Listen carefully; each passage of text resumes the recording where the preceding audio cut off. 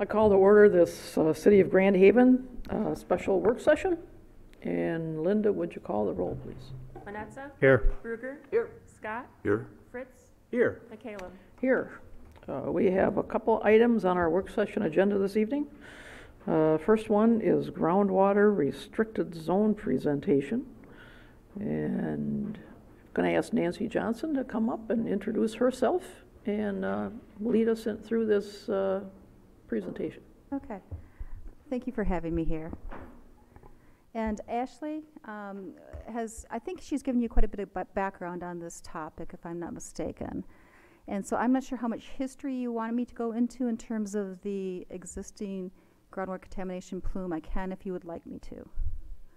Why don't you give us a sketch so that we got A literal sketch. a literal sketch. A okay. literal sketch.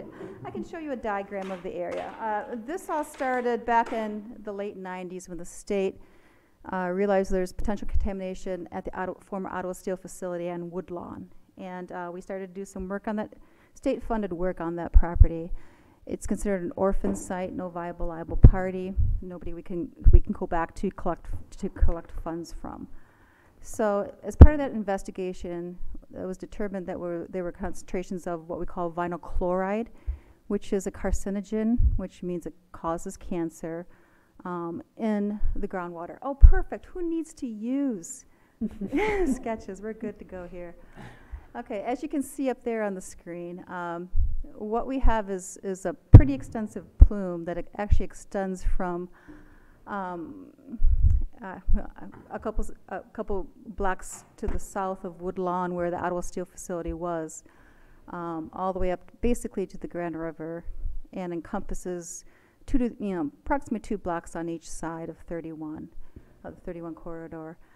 So this contaminant is heavier than water, so it sinks down through the water, and it rests on top of a clay usually, and it travels. Groundwater flow direction is toward the north, toward the river. So what we found out is that we had this extensive vinyl chloride plume and its breakdown products, but we didn't have a source. Again, the Ottawa Steel wasn't necessarily a source of this contamination. So we, again, being the DEQ, we look for risks. What risks do we have out there? Everybody is on city water, municipal water. So as far as drinking this, it's not an issue, okay?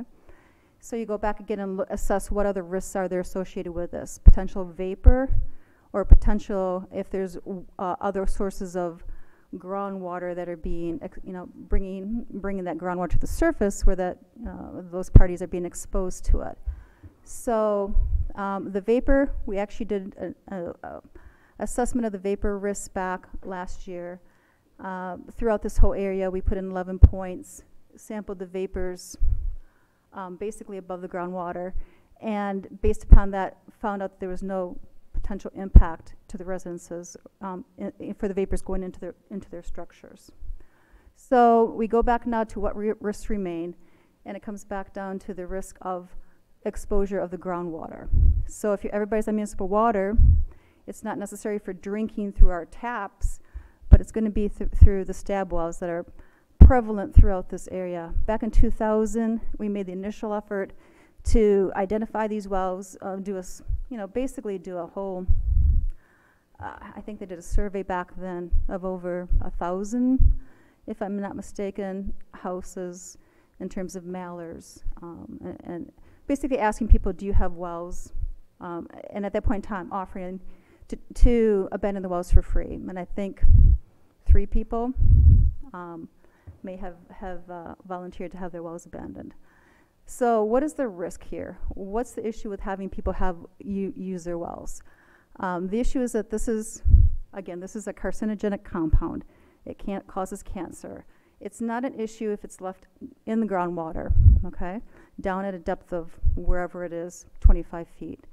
The issue comes when you have that groundwater being brought to the surface, because it's, for a couple different reasons. It's highly volatile. It can evaporate, so you put it up into a sprinkler, and it's going to be blowing that compound up into the air where people can breathe. The second problem is that you have, people potentially filling up kiddie swimming pools. and kids in those kiddie swimming pools, you know, drinking that water. Again, the issue comes back where, you know, you're having exposure to the residents of your community. So our concern and our, you know, basically our push for the past 18 or so years has been to utilize the ordinance that you guys have in place on your books, I think it's 17.5, to enforce that ordinance where it says that you cannot use wells in areas of contamination, and extend this and amend the ordinance to include this area that's contaminated into your ordinance.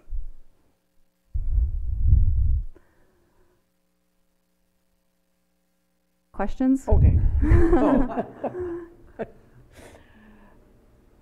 Yeah, so do we have any idea how many people in this area have those shallow wells?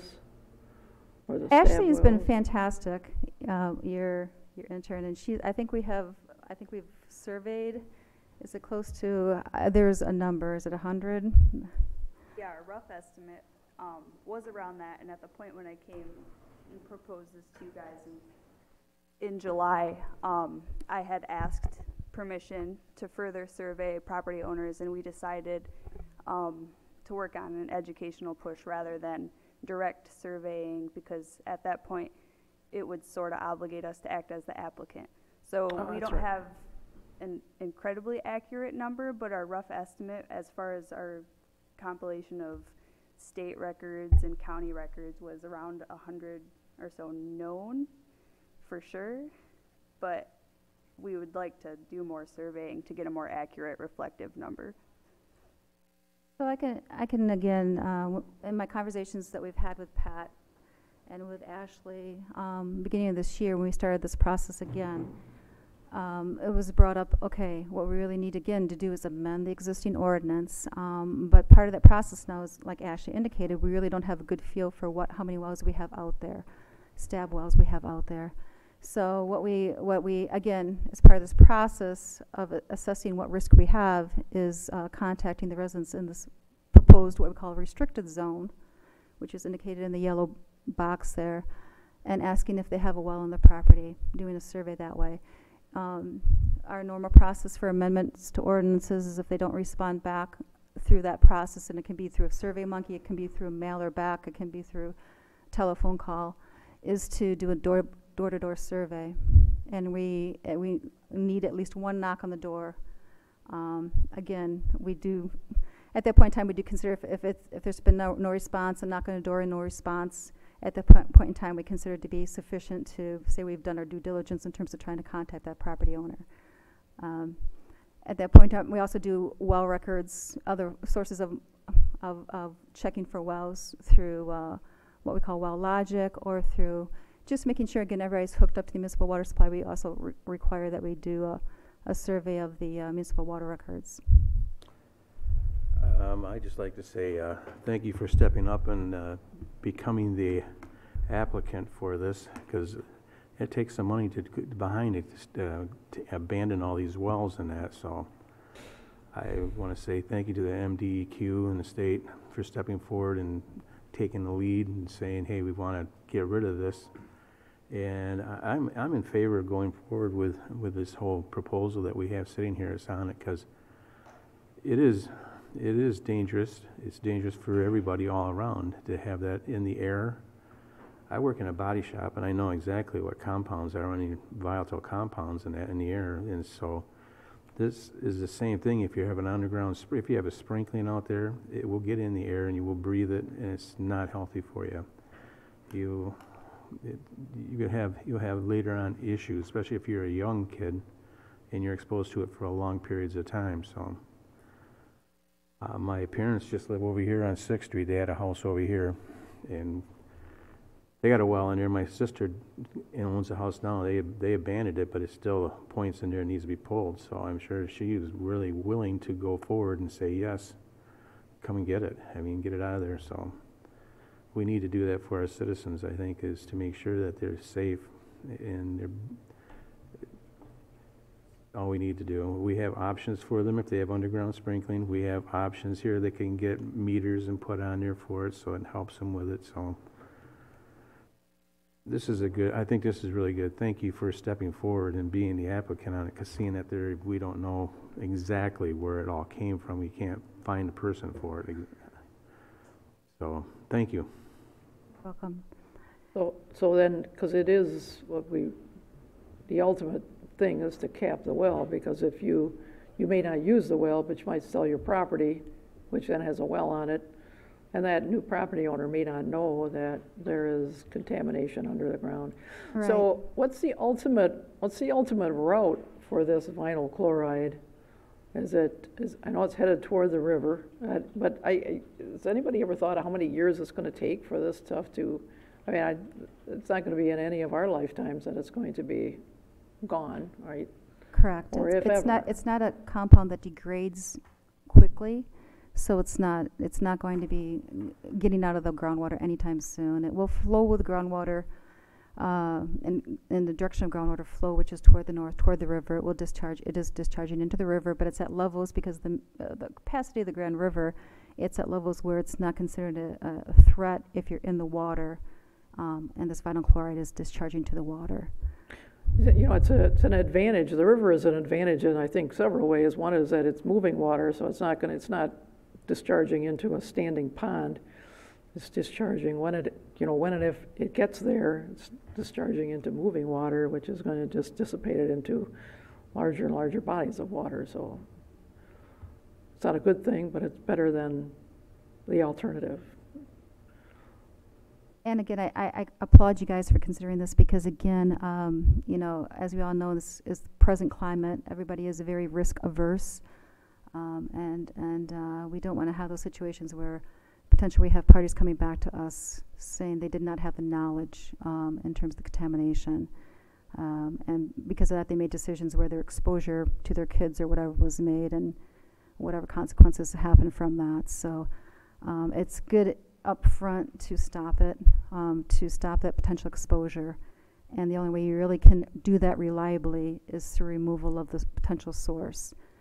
Education is great, but it's only part of the process, because again, you can educate that present homeowner, but that homeowner sells it next month, and the education is lost.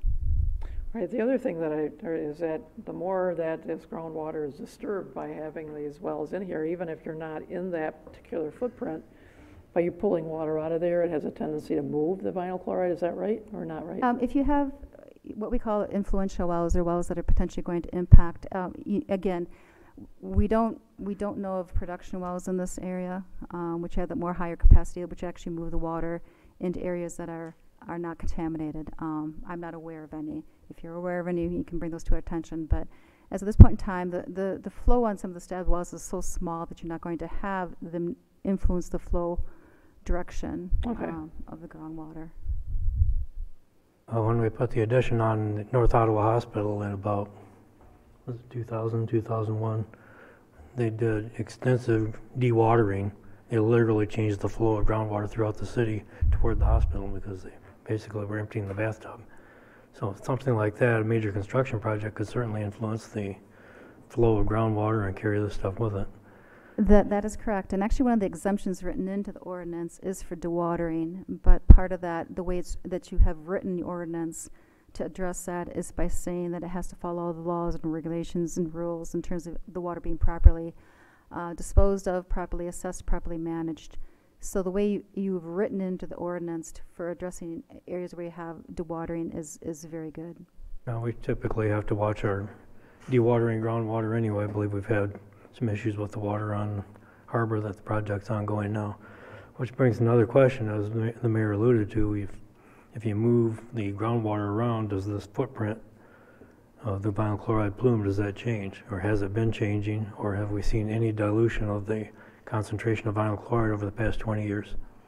Again, very little. I'm sampling again this month out there, so I haven't sampled all the wells yet, but we don't really see over time, over the 20 years that we've been monitoring, a great decrease in the concentration. Again, because this doesn't biodegrade well. No, the only way naturally. you get it, the only way you get it to be a lower concentration is if it flushes out of the groundwater. Right, That's or bring it up happening very and slowly. volatilize, treat it by volatilization, or put what we call strippers down into the groundwater and strip it and collect it and vent it off again. But again, there's not the money from the state to do that. So if a homeowner refused to close a well, what would be the recourse then? Under the way the ordinance is written, the city has enforcement powers. The state does not have enforcement powers. The enforcement for us with the city, because it is the city's ordinance. So then the cost then would be on that homeowner? Though there's a process in terms of enforcement, steps 1, 2, 3, 4, whatever, written in the ordinance in terms of how that would be handled. And the cost, again, it's up to the city at that point in time to enforce. But again, I cannot tell you how strongly I feel that this is something that, for the safety of the residents, needs to be implemented. I know when I was on we have an environmental committee that's a ad hoc committee to the city manager. I used to be on that. At one point, we suggested very extensive groundwater restrictions throughout the city because there's a large number of, DEQ has on file a large number of contamination sites in the city. I don't know if they're not on your radar or if which vinyl chloride is considered just to be the big one you're going after, but I would have thought that more extensive groundwater restrictions would be to your advantage so that we don't stir the aquifer, we don't move the stuff around from place to place or have more exposures. This is a pretty good sized footprint here, but it's not the only one out there. Correct. There are a number of contamination sites that we're aware of in the city of Grand Haven. One, for instance, is Dake, that I'm not sure if we've gone through the process of them actually applying to the city for addition to the ordinance. I know they wanted to potentially piggyback and do this all at the same time, both this one and theirs at the same time as far as amending the ordinance. And potentially we could still do that. Their plume is there was a few questions in terms of full definition of their plume. But I said in the end, it's better to have it on the books as being an area that is contaminated and needs to be restricted, and then add to it as we need to. But as of right now, I would say they're 95% defined. So that is a major one that we know about in the southern part of the city. Similar compound, slightly different, but similar compound where it sinks to the bottom. Potential vapor, potential carcinogen. I mean, it is a carcinogen as well, TCE. So we are aware of that, and potentially that one may be added at the same time as this one. But again, we would have to go through the process of, I'm not sure if we've dotted all our I's and crossed our T's to get them into this process as well. As far as the other small ones that we know around the city, in terms of some of the gas stations or whatever, again, we can add those at any point in time. If they're an orphan site, then again we need an applicant. If they're not an orphan site, if there's a viable party, they would be putting the application in. If they want to be added to the ordinance, otherwise they may address it through what's called a restricted covenant, which is actually something placed on the deed restricting the use of groundwater. So they may choose to go that route instead. Thank you. I've got one for you.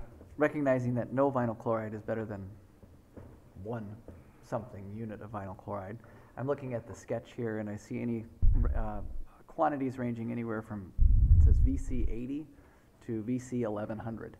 And I'm just curious as to, that is 80 parts per whatever, or how that's measured, and then at what point does it reach a level where we're more concerned than we're not concerned? Okay, the drinking water standard, in terms of it not coming in contact with the body through the mouth, is 2 parts per billion, and these are in parts per billion. Parts per billion, okay. The units that are up there. So anything above 2 is something that you should not be drinking. There are different standards for volatilization of it.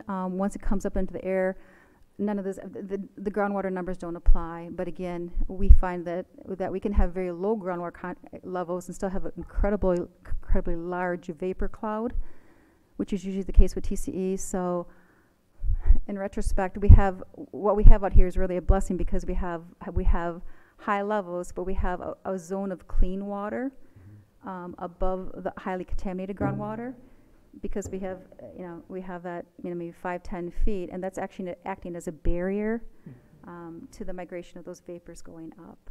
So So in terms of what's a great value versus a not a great value, really anything above 2 parts per Anything billion, above 2, okay. we consider to be a threat. Thank you. Well, let you know that I'm in favor of starting something, restrictions on this too, because I think this is hazardous for our community, and I thank you for stepping up, like Mike said, and providing some money that we can tap these wells with. But I think it's time to get started on this, and I think I'd like to start this as soon as possible and get this thing, at least this section right now that you have mapped out here, that I think we need to do a survey and find out where those wells are and see if we can get them capped. Thank you.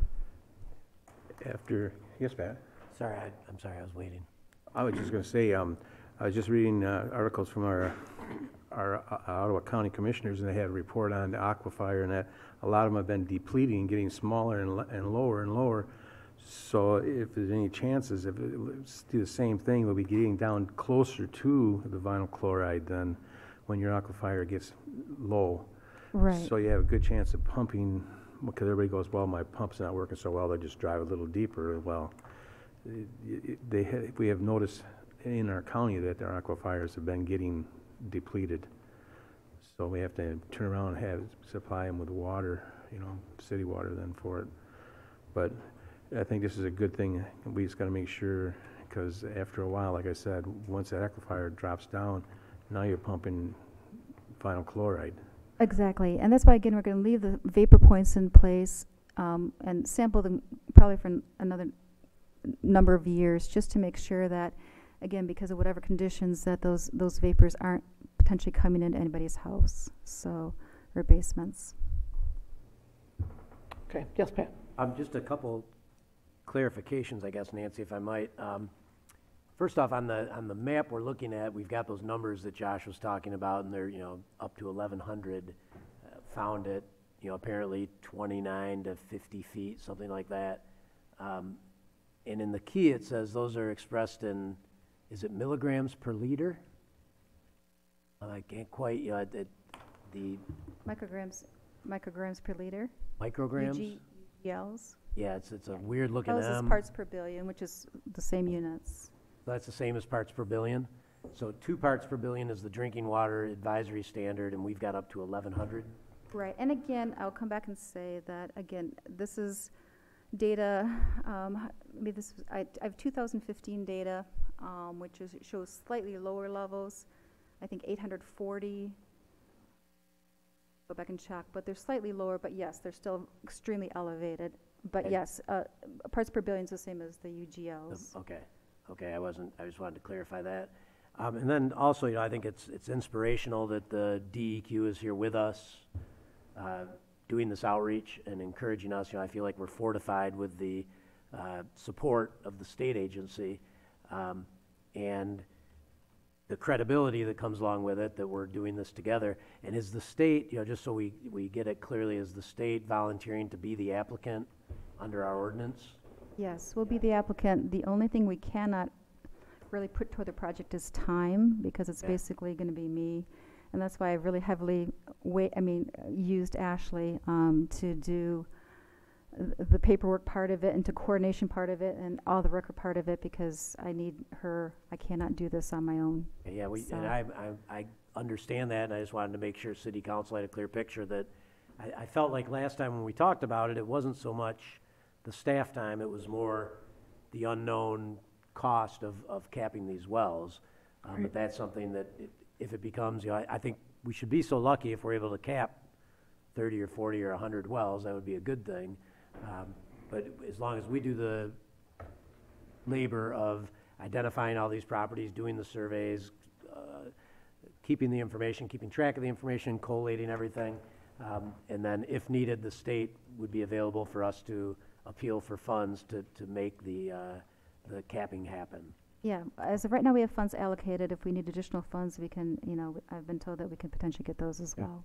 Just wanted to make sure, and if that's what City Council, what I'm hearing is that there's support for that, and we will embark on this and begin rather onerous process. It's going to take some time and effort and a lot of education and explanation, because the owners are going to say, what do you mean I can't have the well that I've had for a long, long time? And we have to explain that your well could be a real threat to your neighbors and yourself. So we, you know, it's a significant step because this is a big area. I mean, you guys can all see that area, and Right. this is hundreds of homes are going to fall within this, and we'll set about the work of, you know, I'm very excited.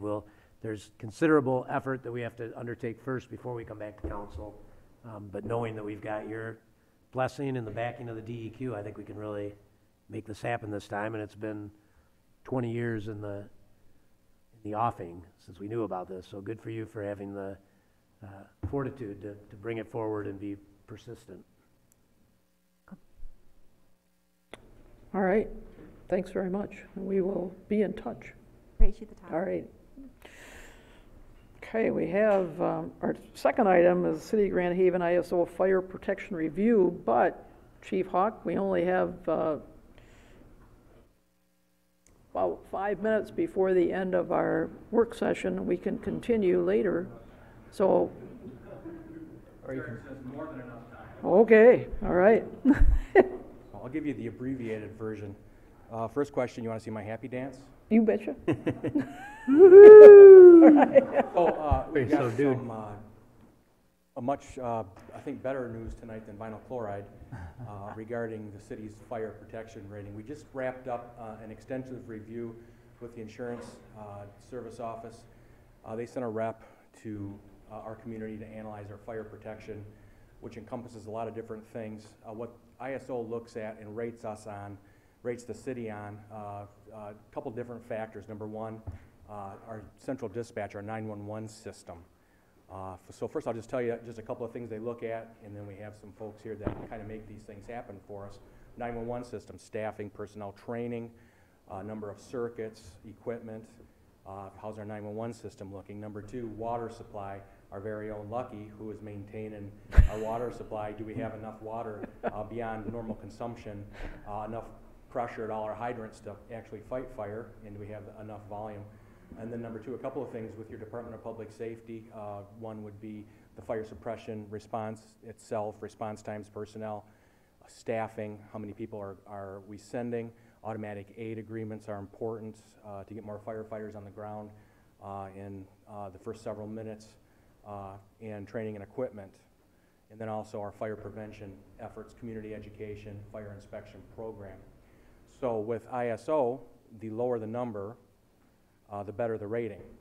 So we were at ISO 5 for many, many, many, many years, and we just completed the analysis, and we got dropped down to ISO 4. All right. A nice way to start the fall. We are now ISO 4. Puts us in about 15% of the fire departments that are rated statewide. There aren't too many 4 and below. Some of the larger ones are. So we moved to some fairly select company, I think, as far as ISO is concerned. And I just want to recognize a few folks that make this happen. And first, we're going to recognize the mayor and the whole council, but mayor individually, because this is a direct result of the investment that you make in all these systems that we're running, including our Department of Public Safety, DPW, and all the work that we do with Ottawa County Central Dispatch. So Mayor, if you could come on up. And your very own ISO 4 helmet.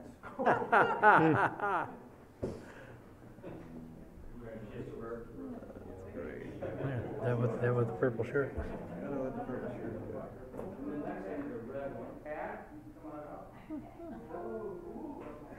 You get the supervisor's helmet. When they gonna get a picture? And then Jimmy Smith is our dispatch director. So dispatch plays a huge part in this. It's one of the 3 legs of the stool. So Tim, thanks for all your work out there at Ottawa Central. We appreciate it. And then our very own Lucky, Derek Gatos. That's too big. We're pumping our water. If I could just get you guys all up here with council. These handsome young men in blue that respond to our fire, maybe we can get a little picture. Mayor, first rodeo. Drink it till your head explodes. You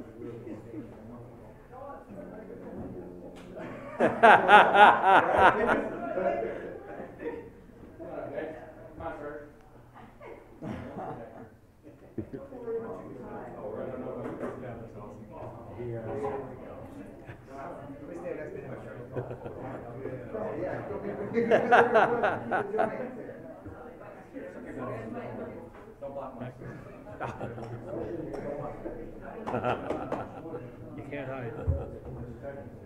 There you go.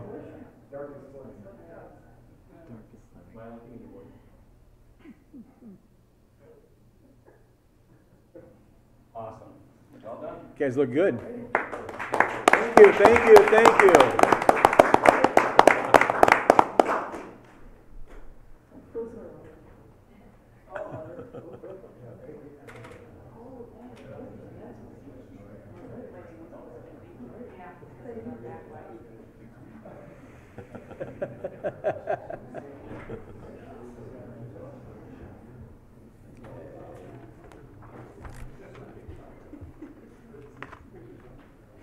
Oh, you get to keep that. Wow. Thanks. Get on John, right that way. That's why. Oh, man. Oh, no, you're good. No, we're good.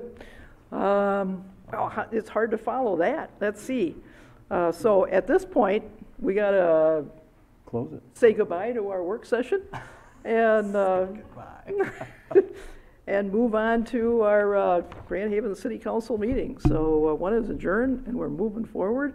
And Linda, we need you to call the roll. Manetza, Here. Bruger, Here. Scott, Here. Fritz, Here. Michaela. Here. Our invocation this evening will be given by Pastor Pete Yushonis, All Shores Wesleyan Church. Please remain standing after the prayer for the Pledge of Allegiance. Pray. Lord, I thank you for your goodness, for your wisdom, and for your will. And accordingly, I ask for the peace and prosperity of our city. God, I pray will be a blessing to all who call this place home and all who visit. I thank you as well for each of the leaders here who have responded to the call to serve through governance. I pray a servant's heart in each of them. I pray they would govern with diligence, with wisdom, and with integrity. Help them to live their personal lives in a way that gives credibility to their public lives. Help each of us as citizens to honor those placed in leadership, to submit to their authority that you've given them. Protect them from operating with biases, with favoritism, and with personal agendas. Give them shared vision for what's best for this community, and Lord, help us to together live peaceful and quiet lives in all godliness and holiness, a community of upright living, social concern, and personal integrity. And finally, Lord, may your spirit of wisdom be here tonight. In every aspect of the business conducted, may you give direction where it is needed, patience when things are not clear, and grace where there are differences of opinion. Thank you again for all who are here tonight, and bless this meeting time together. In the name of the Father, and of the Son, and of the Holy Spirit. Amen. Amen. I pledge allegiance to the flag of the United States of America and to the republic for which it stands, one nation, under God, indivisible, with liberty and justice for all.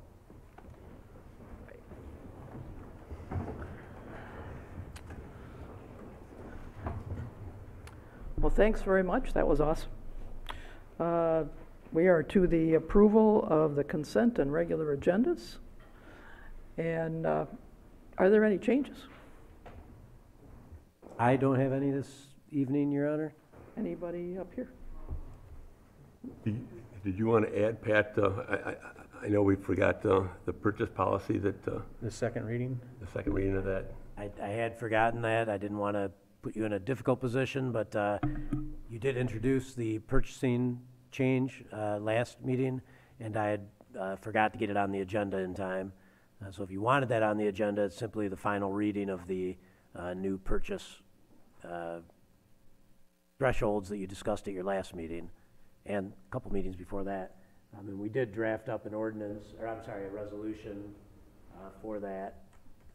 If you wanted us to present that tonight, we'd be prepared to do that. Okay. Are there any changes from our discussion from prior? There are none. I guess Exactly the same as what you introduced, so we could add that under unfinished business tonight, if you'd like. that's where I would have difficulty, is if there's something we're springing on the people without telling them it's gonna be on the agenda. But if it's the same, then I wouldn't have an issue. It's identical, it would just be the second reading of the Yes. same exact Right, ordinance. I have no problem putting on the unfinished Awesome. business, seeing Yeah, that either. we've already had one reading on it already, there's no changes. Okay, so we need a motion and a second and 4 people to vote, right? Awesome. So mo- Make the motion to approve the consent agenda with the addition of the purchase policy on it. a second. So that would be item A under unfinished business. Yes. Yes. Yes. Kruger, Yes. Scott, Yes. Fritz, Yes. McKayla. Yes. Hang on, I gotta write this on here, so I don't skip over it. All right.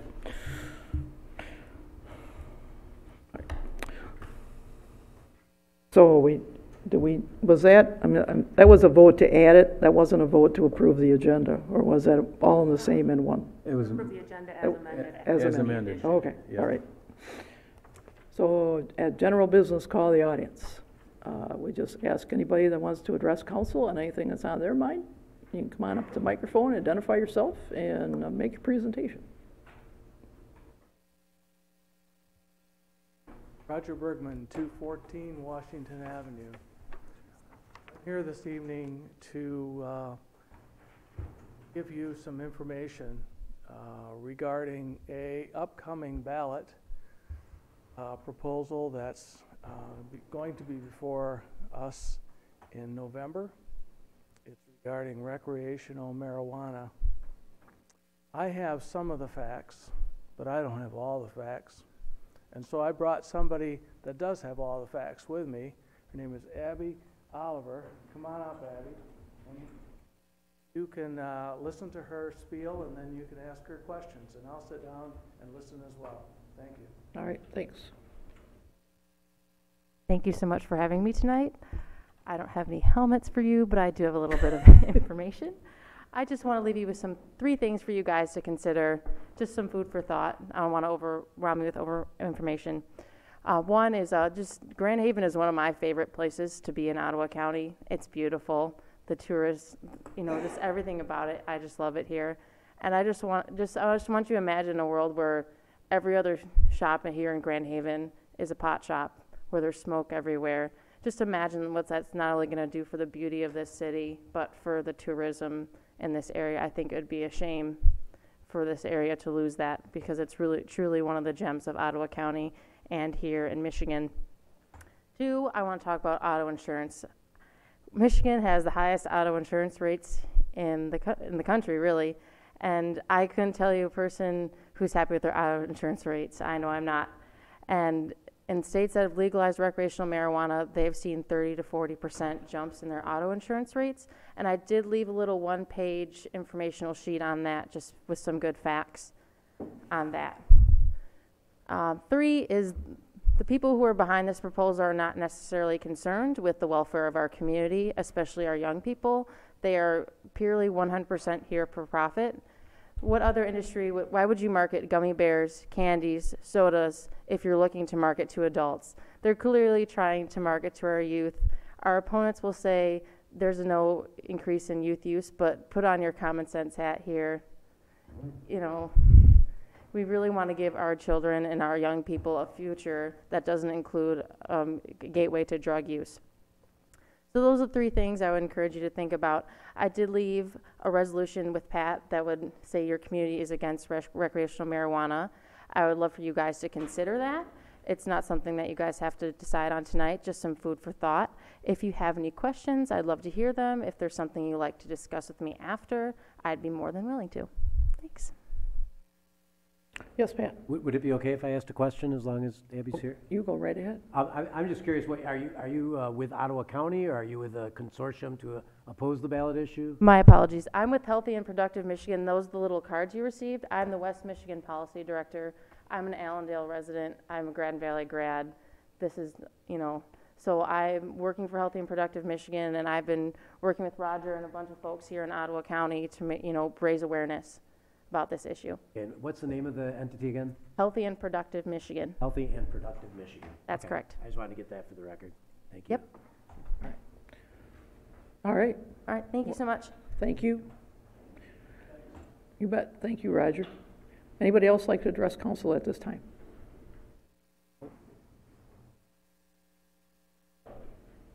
Thank you very much. I love your purple.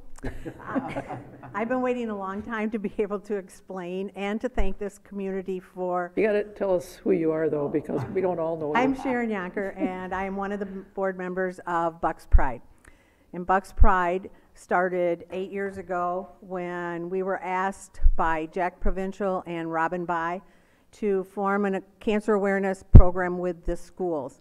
It started out with one football game 8 years ago, and now we are at every sport except like track and cross country, which, you know, who watches track and cross country? You're in trouble now. Harder. They're a little harder to do, but we have purple events now.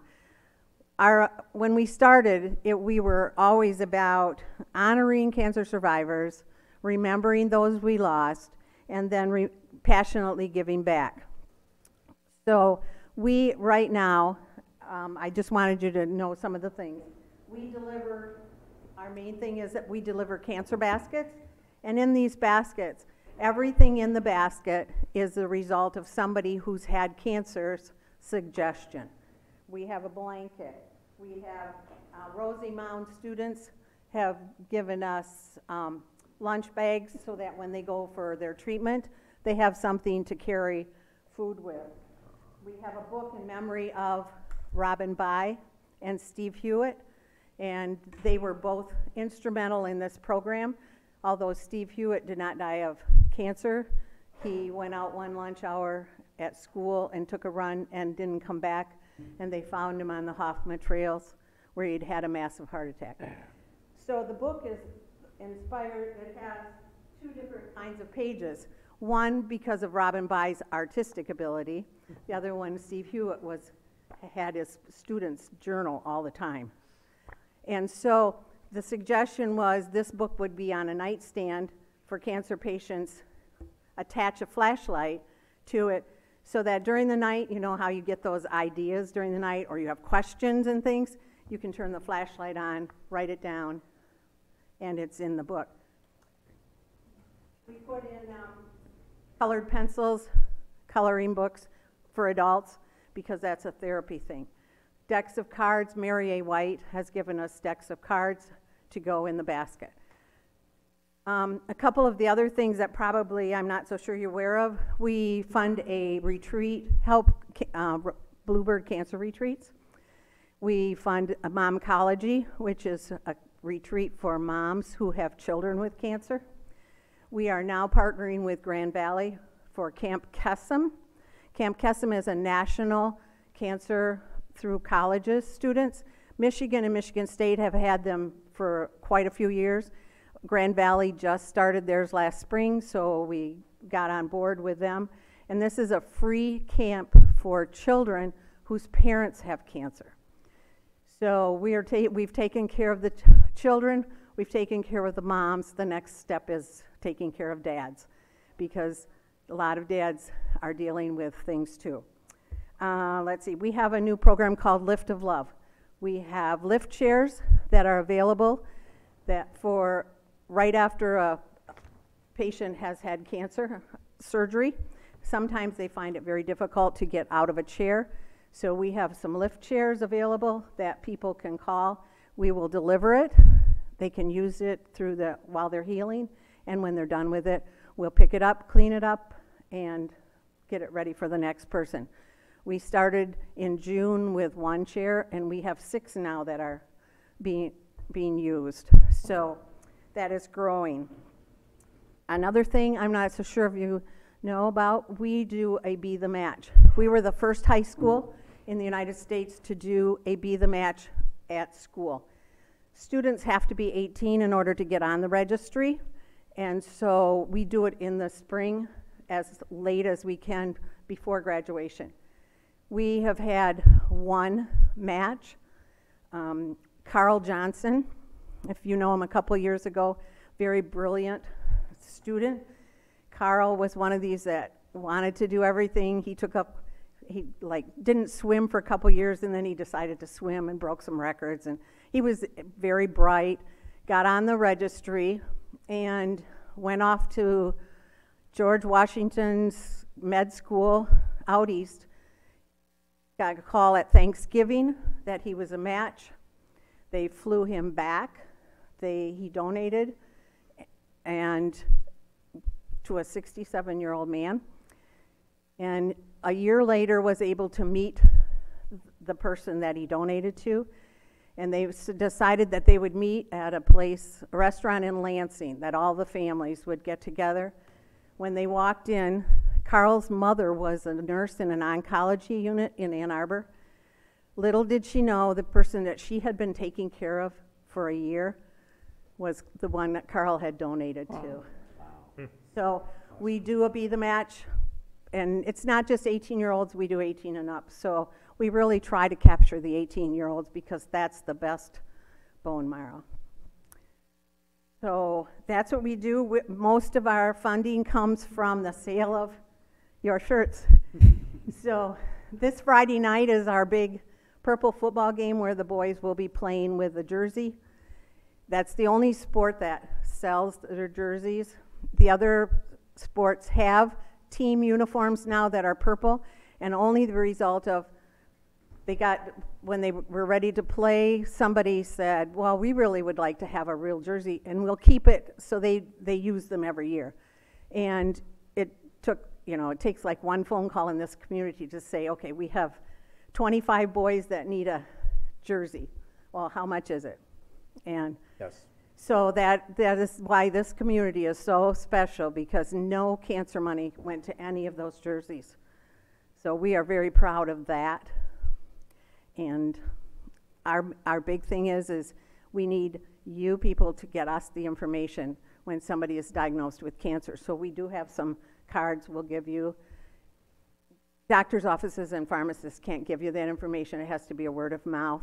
So we just, when you know somebody that's diagnosed, call, and we try within a couple days to get in with a basket. We use Dune Dollars. St. Mary's kindergartners do a thing for us. It's their December project, and they donate $10 gift cards to everybody. So it's a total community project. So I just want to thank you for all your support, and I love you guys. Well, we thank you a lot, Sharon. Could we get a photo op with Sharon, with you guys with your purple shirts on? Oh, real quick sure, before- yeah. I just want to say thank you to Sharon, because I was at the home show over at Baker's there. She goes, you need a shirt. I said, you know what? I think the whole council needs a shirt. So I brought it up to the mayor, and the mayor says, that's a good idea. So here we are in support. All it takes is somebody to ask.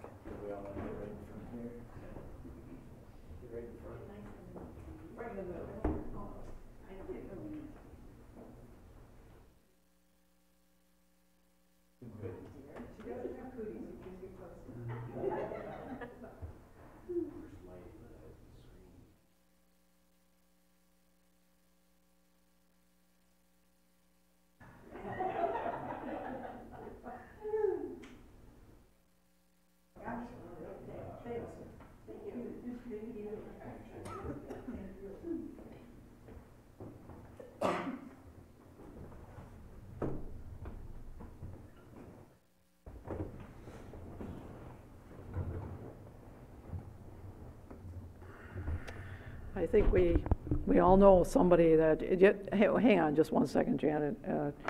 We all know somebody that's gone through this in one way or another. And it's a very tough thing to deal with, tough thing to face, and all the support that's available is much appreciated. So we just thank everybody that's involved, and that gives of their time and of their effort to do this very, very worthwhile thing. And I just wanted to check, did you sell out the jerseys for this Friday? Yes, I could have sold a few more. Okay. Could have sold 5 more. Good for you, that's a lot of work. All right, It's gonna be cool weather Friday night, and the weather's nice now. Perfect night to come out. No mosquitoes? Come at 6 o'clock and take a walk with everyone. Yeah. Oh. Victory lap. Before the game. All right, go ahead, Jan. Thanks so much. My name is Jan O'Connell. I'm 201 Ivanhoe in Grand Rapids, Michigan, but also with the Sierra Club. We have about 40 Sierra Club members in Grand Haven area. And I just want to say good evening to the mayor, city council, city manager, and all of you. I just wanted to bring up a couple items that go along with your agenda tonight. I believe it's 16B in the city manager's report. I think it's listed as, it has to do with the elective rate comparisons that are in there. And it's in your packet, and I think it was prepared by the city manager. And it looks like this is comparing some residential bills to commercial bills, by what I can see here, just based on the number of kilowatt hours on the different bills. Some of them are, you can see, are pretty large users, and they are probably not residential. So in a sense, we're not really comparing apples to apples, more apples to oranges in this rate comparison. So this would not be, I don't think, an accurate rate study the way it's set up here. It also appears that this is a pretty current info, and it should be noted that the Grand Haven Board of Light and Power's rates prior to 2015 were the highest in the Lower Peninsula, and things have changed in the last 2.5 to 3 years. Since 2015, rates have come down around 6% or more on average, which corresponds directly with the planned outages of the BLP that they've set up, and where the BLP buys off the grid when the rates are most competitive and produces their own electricity and energy during the times where the rates are not as competitive, which has helped really bring these rates down. Also, it's set up where, because they're 2 months on, 2 months off, and when they're burning coal, it's very much more efficient during that time because they're able to do it full tilt. So this pretty much fits into the economics of the reduced rates. And also wanted to bring to your attention that no doubt the paying off of the mortgage, I believe it was summer and also early fall of 2016, probably contributed quite a bit to the lowering of the rates that we're seeing today. And the BLP, I've heard them state numerous times, they're expecting to keep these lower rates stable going forward. But that's all based if the Sims plant is closed. So I just wanted to bring those, I don't know if that was just informational, if you're going to have a discussion on it. I just wanted to bring those points to your attention. Thanks a lot. Appreciate it. Anyone else like to address council? If not, we will move ahead with our consent. I'm sorry, I forgot one thing during general business call to the audience. We do have a young visitor with us tonight. I don't know if we wanted to recognize her before we got into the meat of the meeting. Oh, I'd be happy to Might recognize. end after her bedtime. Would our young visitor like to introduce herself? Maybe have her mom do it? Or Yeah, maybe her mom could go with some intestinal fortitude. Thanks, Pat. That's my daughter, Penny. She's working on a community badge for her Daisy Girl Scout troop. So we've been touring around the city and taking pictures in front of the different city facilities and stopping at the library to get some books about Michigan. So tonight we thought we'd just watch a little bit of the city council meeting. So for her. We'll see. All right. Well, welcome. I'm glad you came to join us. I think she got on the World Wide Web. All right. Well, thanks, Pat, for bringing that to our attention. Where were we? We were about to read the consent agenda. on the consent agenda. First one is to approve bills memo in the amount of $4,384,386.11 and to proclaim September as General Aviation Month in the city of Grand Haven. All right, is there a motion? So moved. Is there support? Support. It's been moved and seconded? No. Any comments on either of these two items? It does say $4,384,000, but that's, a lot of that, it's tax time, so a lot of that money just kind of came in and kind of left. It would be nice if it would just stay, but, but we have to pay that out to them, so that's why our bill is so high. The biggest share of that is heading out to other places. Yes. We got to touch it. You think this bill is big this time, wait till October 1st comes. Right. When That's right, because I almost forgot to pay mine today. After today. I do have a question on the proclamation for General Aviation Appreciation Month. All right. And I'm not sure who drafted this resolution, but my question is, in the last of the findings, the whereas the nation's aviation infrastructure represents an important public benefit and congressional oversight should be in place of this system to ensure it remains a public system, serves communities of all sizes. Seems a little bit odd to see a statement like that in the findings of a proclamation. It's like something should be happening, but apparently isn't. And in the conclusion of the therefore part, it just says proclaim general aviation a strategic resource and so on. So I guess my question is, the inclusion of this statement in the findings of the resolution, is this intended to be a resolution promoting congressional oversight, or what is the point of this statement? And like I said, I'm not sure who drafted this. Yeah, I did not author this. This came to us from, I believe, from Earl Bears at the airport. Our airport board chairman didn't write it, I don't believe. But I think this just is a standard resolution that's been circulated out there that we're being asked to consider. Well, it seems odd that in your findings here, you would have something should be happening, but it evidently isn't, as if we were promoting something to be happening with this resolution. I'm not sure that I have any objection to congressional oversight should be in place. It just seems like an incongruous statement for this. Apparently no one has any explanation. No, and it's simply, if you're not comfortable with it, should congressional oversight be in place to make sure that our public aviation infrastructure remains public. I mean, are we lobbying for congressional oversight? Is that what we're doing here? Somebody's lobbying. Evidently so. Asking us to join their lobbying effort to support general aviation airports.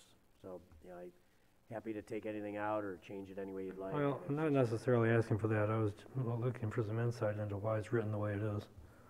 I can't say as I'm opposed to congressional oversight. I'm just wondering why a proclamation like this would contain a statement like this. I could Evidently, that a little bit if you're curious. evidently there are no answers. I don't have an answer for you. I could check into it, and I think we could come back, but, by the time you would pass it, then it would be October.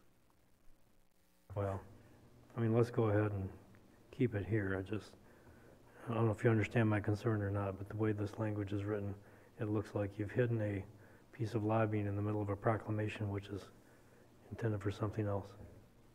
Yeah, If this were more substantial than this, I probably would object. But I think this is just an odd way of doing things. I think, to echo a little bit of Bob's comments, but just the general, without further information on where this is coming from and why exactly we're voting for it, I'm not comfortable voting in favor of it. So my vote's going to be no on the consent agenda. I think there's probably support enough to get the consent agenda through, so I suspect that will make a difference, but, yeah. Could I offer a possible quick solution, if you don't mind?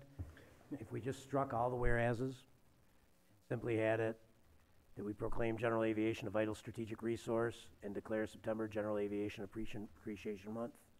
So all the whereases go away, and the resolution is, because that's really the only compelling thing is what you actually resolve.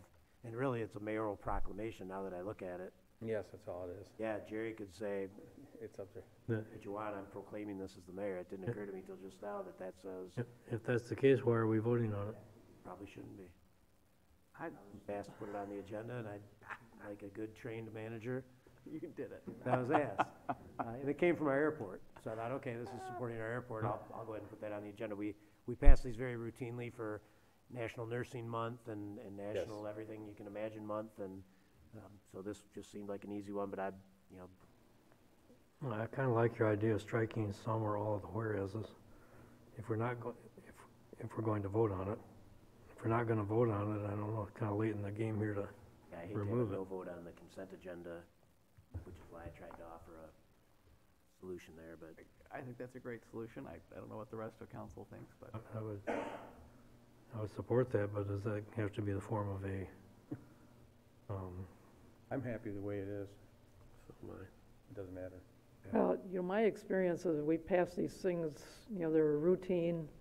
They're usually a lobbying effort by somebody about something, like, that's, so I don't know if any of them have ever come back to bite us. well, then in the spirit of having our eyes wide open, I bring it up that that's clearly what we're doing here. We're lobbying for something. we don't know exactly who or what. Well, for congressional oversight. Well, do you want to strike that whereas, or is that the only one that bothers you? We The could, one that bothered me, the rest of it's just pretty much factual stuff. right, well, why don't we strike that That last that whereas. paragraph that says that or strike that line, and congressional oversight should be in place of this system to ensure it remains a public system and serves communities of all sizes. Because it does, the nation's aviation infrastructure represents an important public benefit. And we do have oversight by them anyways when we get our grants and stuff. Right. Comes from the FAA. Goes back to what's the point? Why is it written this way? Good question. So, yeah, if we could strike that line, I feel a lot better about it. I don't feel we're supporting much of anything. I'm just saying we're just supporting the aviation month. I don't know if anybody is going to change their air traffic system because that line is in there, but we can take it out if it makes everybody more comfortable. It doesn't, I don't have an issue with that. Since it's a mayor's proclamation, do we need any formal action to edit this? Jerry, what would you like it to say? What would you like it to say? We'll just take it out and have the mayor just sign it. Let's take it out. Take out that line and, Jeez. just that last whereas about yeah, take out that last, Here we go again. whereas after the comma, after benefit. Does that still read, the nation's aviation infrastructure represents an important public benefit, period? How's that? Okay. I like it. Okay, Got it. all right, we're good? Yep. All right. How about you, Josh? You ready? Can you still vote for this now? I'm still not gonna vote for it, but thanks. I appreciate the effort. Okay, Berger, No. Scott, Yes? Fritz, Yes. Vanessa. Yes. Kayla. yes. Thanks, Jerry. All right, well, that was tough. Let's see what we can get to the rest of the agenda. Man, how's the rest of the night gonna be? Yeah. Man, I thought it was gonna be an easy night tonight. We thought this was gonna be easy. We don't know. Okay, Good next God. item. First item in new business. This item is to approve the 2017 Ottawa County Hazard Mitigation Plan. The administration recommends approval. Is there a motion? So moved. In support. Moved and seconded. I just want Nick to hold up the book. Okay. Can't be doing any editing tonight on that one. Wow. Okay. Anyways, my pleasure here in just a second to introduce Ottawa County's new emergency manager, Nick Bonstell. Nick's been around about 6 months? About 6 months now. Doing great things in Ottawa County. Council, we handle most of our emergencies with our own resources, our own trucks, cars, and personnel, and maybe some help once in a while from surrounding departments. Nick helps us focus on the really big stuff. We partner with Ottawa County, as do all communities in Ottawa County, Zeeland, Holland, the other townships, for emergency management. And if you think about emergency management, the process is prepare, respond, recover, and then the fourth tire on that car is mitigate. We want to reduce risks, remove risks when we can, and that's what the mitigation plan, that Ottawa County Hazardous Mitigation Plan, is all about. And Nick's going to tell you a little bit about where we're going to go in the future with that and what it means for our community. So here's Nick Bonstel. All right. So first of all, welcome. Thank you guys for having me. I really appreciate it. I'd like to start off by saying September is Emergency Preparedness Month. Ooh. For future proclamations, we might want to think about that. Are we going to promote something here? Edit it, I don't know. Yeah. Are we going to promote you something lobbying? here, or? I Full might not feel disclosure. comfortable with that. Whenever you want to lobby, let me know. We'll go forward with it. I just want to bring up a little bit about what Chief said. We do the hazard mitigation plan for Ottawa County. This one was last updated 2017, so last year. They're on a 5-year cycle for FEMA approval. And basically what this does for us as a county and for individual communities is when we look at hazard mitigation funds and the way that they're handled through FEMA, this allows us basically the pathway to apply for those hazard mitigation funds. So that can be grant funding during non-destructive cycles like now, where we are out looking for hazard mitigation projects to be approved in the community. That can be flood mitigation that is done in the time of disaster like you're seeing down in North Carolina. So this is a very important document and a very important resolution that you're passing, because you are basically saying, yes, we do approve of this hazard mitigation plan for our community. And basically where your resolution goes after today is to Region 5 FEMA, and they also sign off on it and have the documentation that says the City of Grand Haven is participating in a hazard mitigation plan. So that's where we currently are. For those of you who like these very long and tedious documents, I see one down at the end there, yes. Yep. Good. Oh, yeah. So if you want a copy, let me know. But I just want to talk a little bit about where we are with this document versus where we'd like to go 4 years from now when we have to update this thing. These are painstaking documents to put together. This one's 340 some pages. And basically the reason is you have to list the hazards in order through a hazard vulnerability assessment of each community. This document that I currently am bringing you guys today for resolution puts all of the communities under one hazard vulnerability assessment. And if there is one weak point in the document, that is it. We are all very individual in our communities here in Ottawa County. The level of hazards that we have are different from community to community. So 4 years from now, the updated document that you will see will have a lot more reflection on you as an individual community than it currently does. But that's currently where we're at with the document. Now I'll open that up to questions. How do you know that that's going to change in 4 years? Is that part of the policy? So the nice thing is, if I'm here in 4 years, I get to guide this document. So I am telling you that based off the fact that that's the direction I would like to take it in 4 years. Okay. And what we do with that is emergency management is the overseer of this and the creation, but basically through community buy-in is where we get that information. So hopefully 4 years from now, you guys will have a lot more community input into this document. And basically that'll be me, along with the chief, standing in front of you asking questions about what do you think is the biggest hazard here in Grand Haven? And then working through a hazard vulnerability assessment and ranking those from 1 to 18. And what that allows you to do is really take into consideration, if you want to apply for a hazard mitigation grant, actually focusing on what you should be applying for in a grant, not just, hey, the grant's open, let's apply. You're actually using the document to move your city forward. So it's Nick, right? Nick, yeah. Nick, yeah, Nick, cool. 2 questions. One, in the case of an emergency where FEMA might be involved locally, would it be a call from Chief Hawk to you and then you take it from there? So it's kind of a process question. And then the second one, let's throw it out there and you can think about both of them. The second one, as far as the preventative nature of it, one example I can think of, I see a lot of diagrams in here of flooding.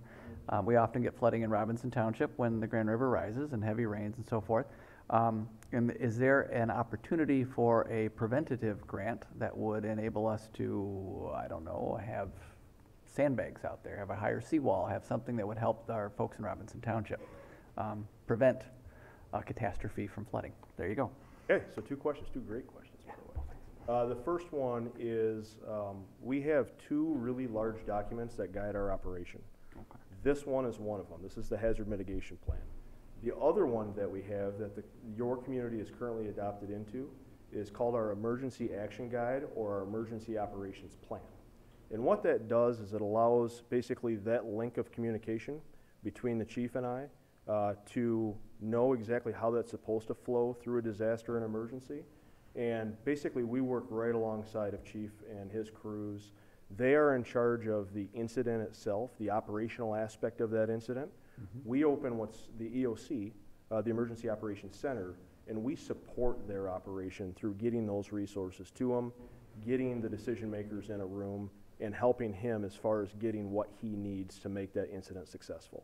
So he's the hands on the scene, making the decisions, operating the crews that are on scene. We are the behind the scenes support helping him along that process. So that's really how those link together in disaster. And it does take a pretty large scope disaster to kick a full scale EOC into operation. However, we've already had a couple disasters that are small, but they're quick in nature, and we've already worked hand in hand on a lot of those things. So we've got a great relationship and looking forward to continuing that in the future. The second part of your question was Robinson Township. Robinson Township has actually already seen the benefit of hazard mitigation funding. So they have actually purchased properties right down the riverside about 8 years ago, and that was a 25% match to the funding that they received to basically buy those properties and tear them down because they were flood-prone structures that continuously got flooded. So when you drive down Van Lopik, the green space that is there is actually Robinson Township property that was purchased through hazard mitigation funding. It's a and if you ask anyone from Robinson Township, it's a long process to go through that, to identify those projects, find the 25% of funding source, get through this grant application and make it happen. So it's got to be something really that you're thinking of long-term as a community and will assist and guide you through that operation. But it goes through multiple levels. It gets approved through, obviously, you guys, that this is a grant application that you want to fund. It goes through the state. The state looks at cost-benefit analysis, and then they push it on to FEMA for final approval. So it can be up to a year before you really see something from it. A year sounds pretty quick, actually. That's pretty good. So, the wheels of the federal government, a year is not bad, that's for sure. No, I appreciate the answer to that, and I'm glad Robinson Township has used the resource. And I think just complimentary on the entire process there, that's taking some homeowners who are in a position where they're in property that floods repetitively, very difficult to sell that property, I would imagine, and here we can step in, or the federal government can step in and allocate funds to get them out of the situation they're in, which in the long run reduces our costs as a community to take care of those and respond to emergencies and save lives. So I think it's great. It's a win-win. So thanks.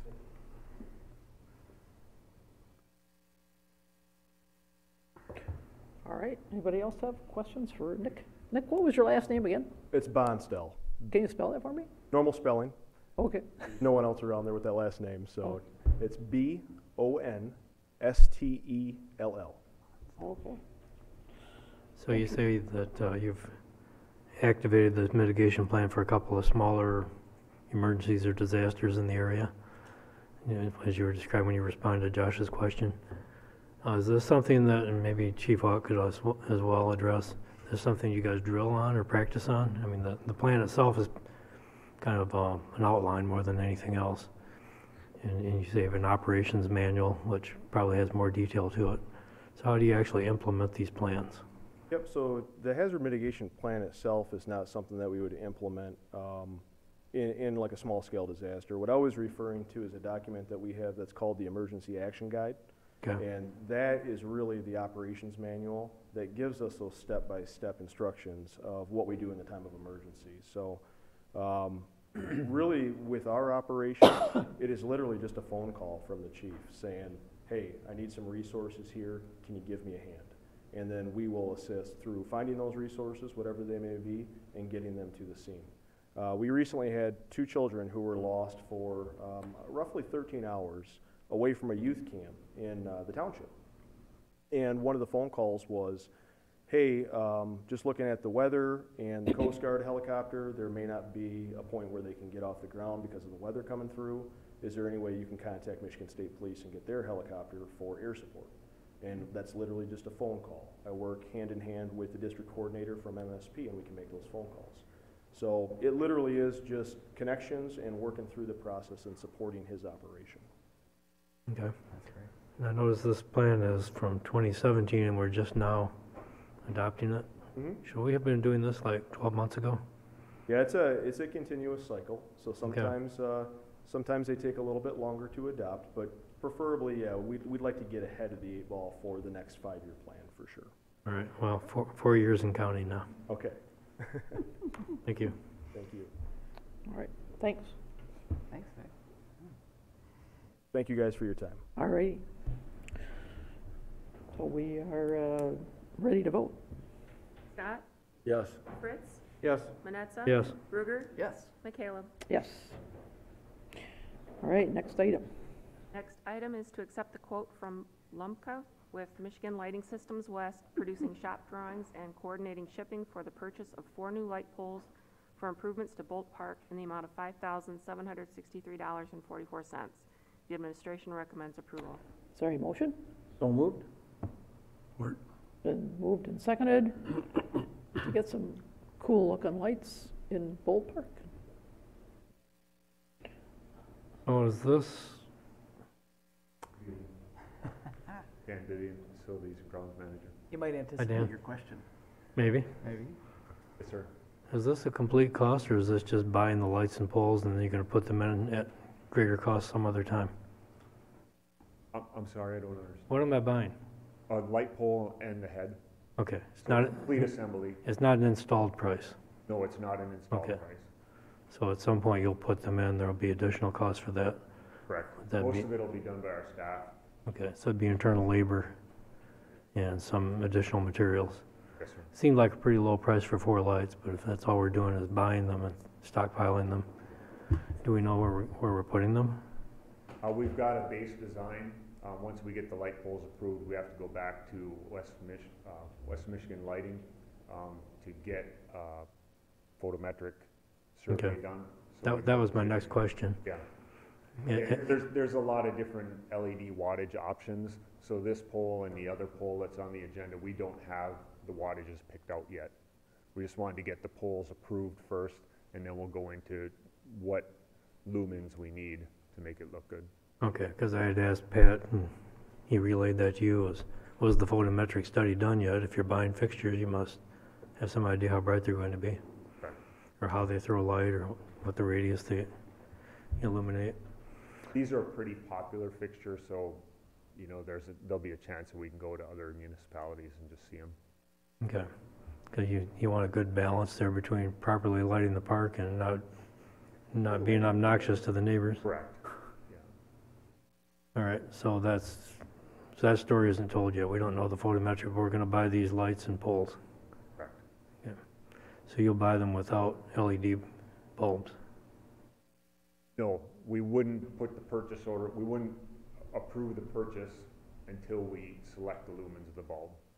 Okay, We won't go ahead with the order until we do the photometric survey. all right. We just wanted to make sure we got the poles, before we did too much legwork, get the poles approved if you're happy with that design, and then we'll get the photometric survey. And what we'd like to do is eventually have this as our pole of choice for our parks.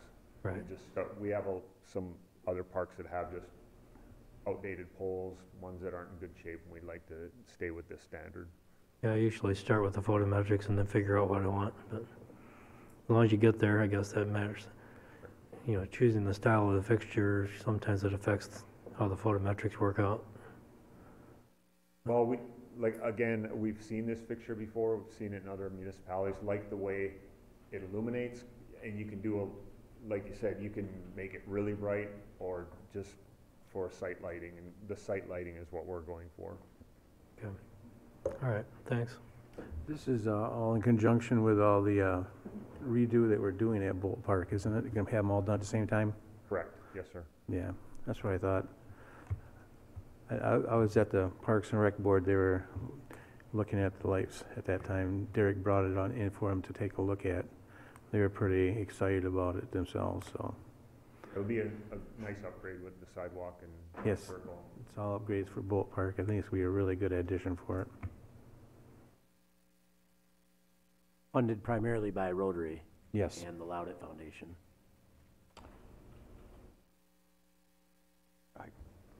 Great. I think it's great to see us invest a little bit over in Bolt Park on the east side and spend some money over there. I know that the community is at the, they don't have a farmer's market, but what is it?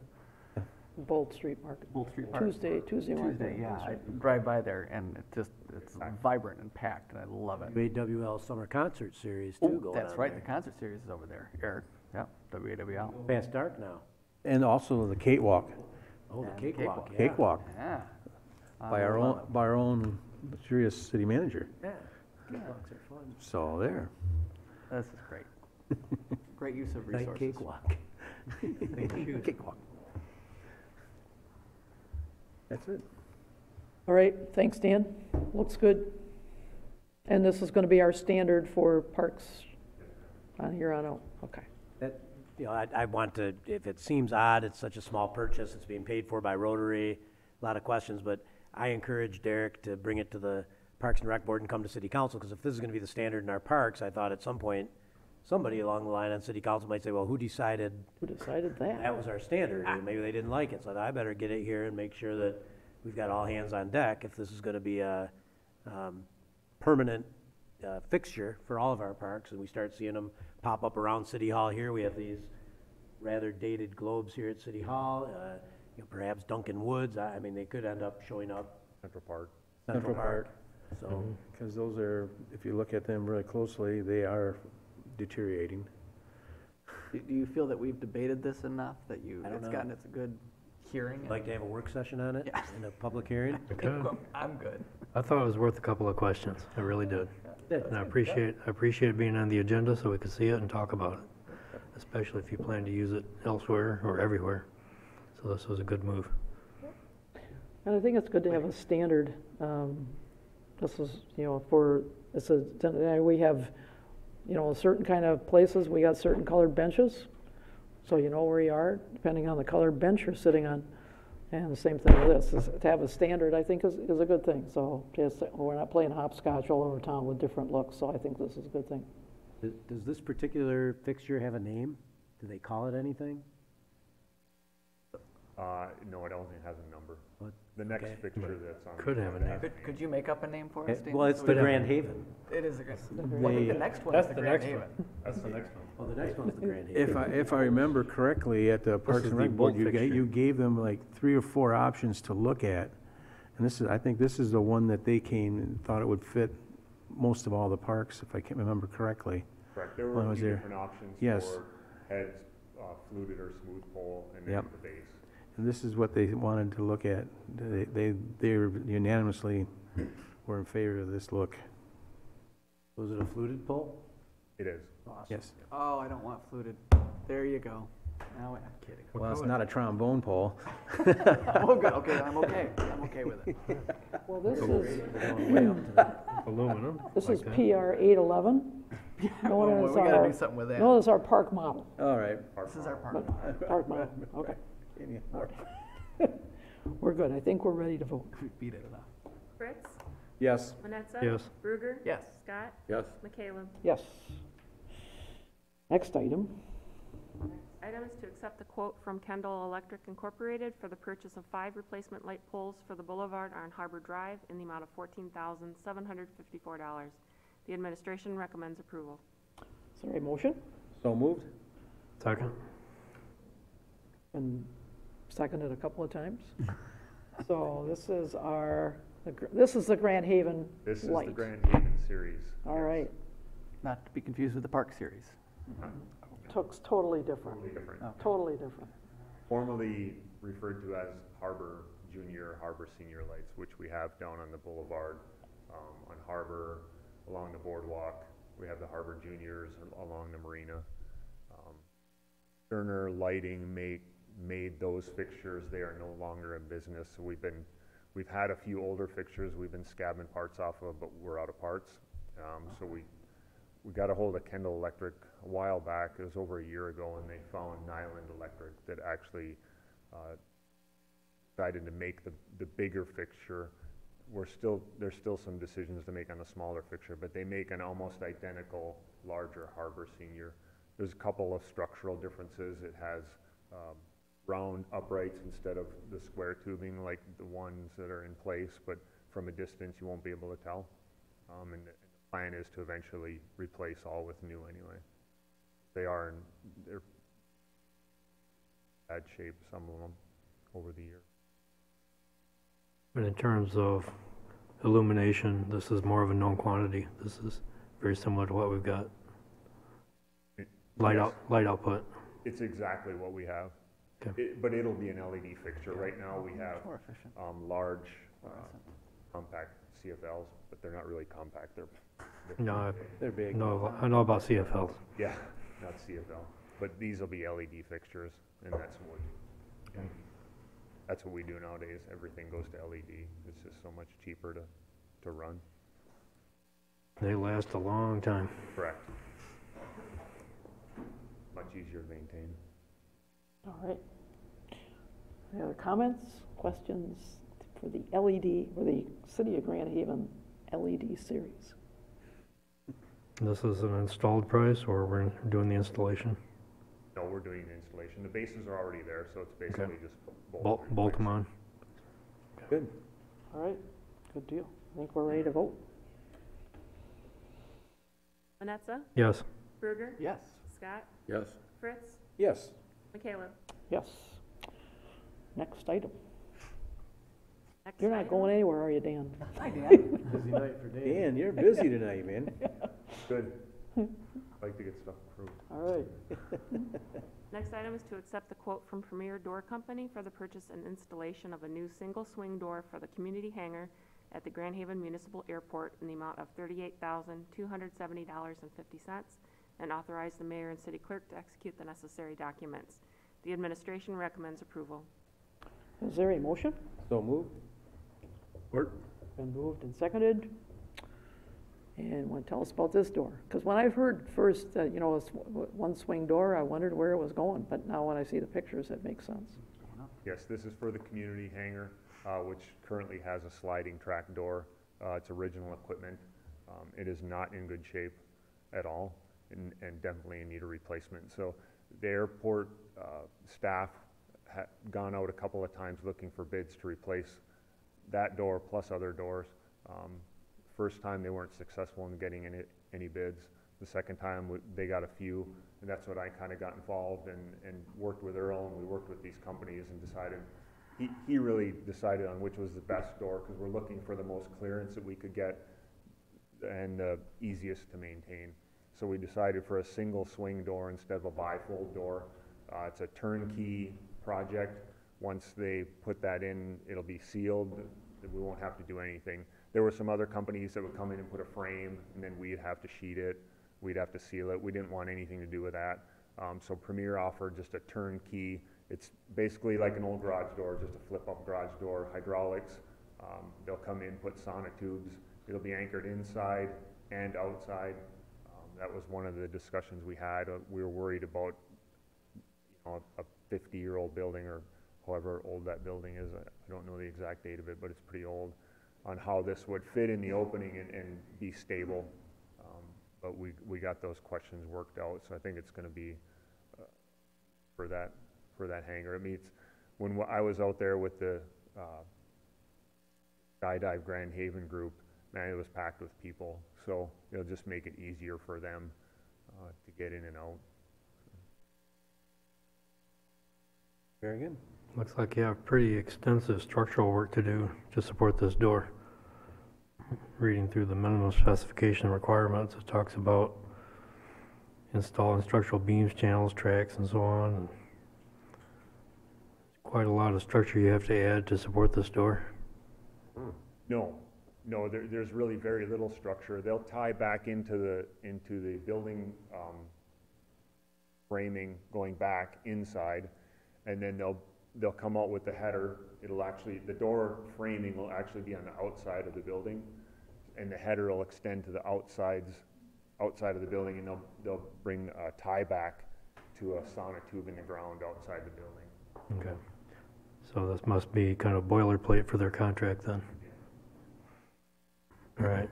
And then as far as, it must take minimal electrical power to operate this? It does. It's I think it's a 110 volt? It's a submerged hydraulic pump. It's just in a little tank like this. Okay. I think it's a 2.5 gallon or 5 gallon tank. As I recall, you didn't have a lot of electrical service out there. No, there's not.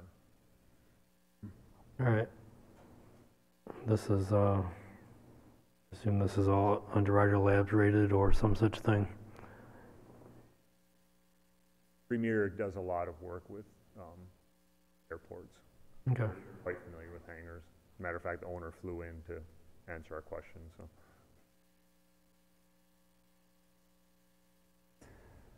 Cool. I've got a question for Pat, but you can stand around up there if you want. It's all good. No. Good. Pat, this should probably come as no surprise to anyone. My question is going to be on the economic impact report that we have received or haven't received yet on the airport. I know it was being fine-tuned, and there were some differences in opinion on what the economic impact of the airport was in the community. What's the status on that? I believe October 1st, MDOT is going to be here to present. It's a model that they have. They just plug all of our data into it, and they come in and tell us what the spin-off impact is to our local economy of the current airport operation. Okay. So that's what you'll be getting in October. I think it's important to note that this expenditure is covered by an insurance settlement that we got last year from the big storm in July. So we got about $150,000 in the insurance settlement, and this is a portion of that. We still have many other doors to repair and replace. So this isn't coming out of the general fund or general tax dollars. This is from that insurance settlement. Gotcha. So if we don't use it, we lose it. It's an insurance settlement. You know, you got the settlement because your property was damaged. Okay. You can choose to not fix it, but, you know, it needs to be fixed. We've got a very stable tenant in there. This is the Skydive Grand Haven tenant, and they're bringing a lot of interest to our airport. Yes, they are. Yeah, absolutely. It'd be great to have a new door on there, and it's a good opportunity for us to get this work done. And Dan and Earl and the airport board have been very patient. It wasn't easy to get a reliable vendor and nail down a cost that we're comfortable with, so I'm very enthusiastic and excited about getting this done very soon by a reputable company. Ben Enninga, airport board member and currently chairman. The hangar in question, I believe you all know, is on the west side of the airport. It's a 60 by 60 hangar. It has been there probably since the 50s.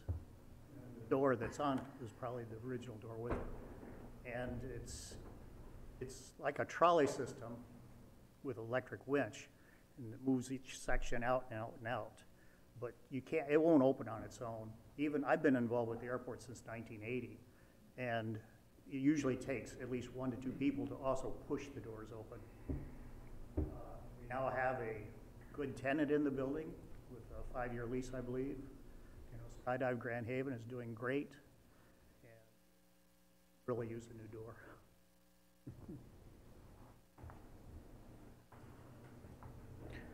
No, that's, you know, in talking to the Skydive Grand Haven folks, I mean, they are excited to be here, and they're doing a land office business. Doing, well, the last few days I've been doing 50 jumps a day. I see them floating down. I had heard last week that sometime last week, they had already done 1,100 jumps in Grand Haven this year. So this kind of investment in this building for them is it's a good thing. You know, I have, you know, looking at this picture, I have one question. It must be in the construction of the door, because there's the arms that push it open and pull it shut. But as the width of it is, what braces it in the center if there's the support frame structure, my understanding. Yeah. Okay. Because I'm sure it's not outside the building that the door will actually be tied so to. it really doesn't depend on the building. It's got its own frame, and it works in that framework. Correct. It doesn't rely on the building for structural integrity. It's built into the framing. So the uprights on each side, and then there'll be a floating header that goes across. And like I said, that will be because the end of the door is only, I believe it's like only a foot or two from the end of the building, the door opening, so they'll go outside of the building to put another anchor point into the ground. So, and when the hydraulics are mounted to that upright beam, so all the pressure of that opening is transferred into the footing of that. It's on that, okay. All right, well, I don't know, it's good. Makes it work better. We're good to go. Absolutely, you know, it's our building, we're the landlord, and We if gotta take care of it. if it's the original door, good gosh, I mean, I've been out there, it's not the most pleasant thing to see. I got a Quonset hut, and I know it used to have sliding doors on it, and they just don't work very well after what, let's see, 70 years or better? Yeah, it'll seal it much better. WD-40 won't work on those wheels at this point. I think this is a good improvement, and it shows us as a landlord that are making sure our tenant is having a good success, making it successful for him, so this is a good thing.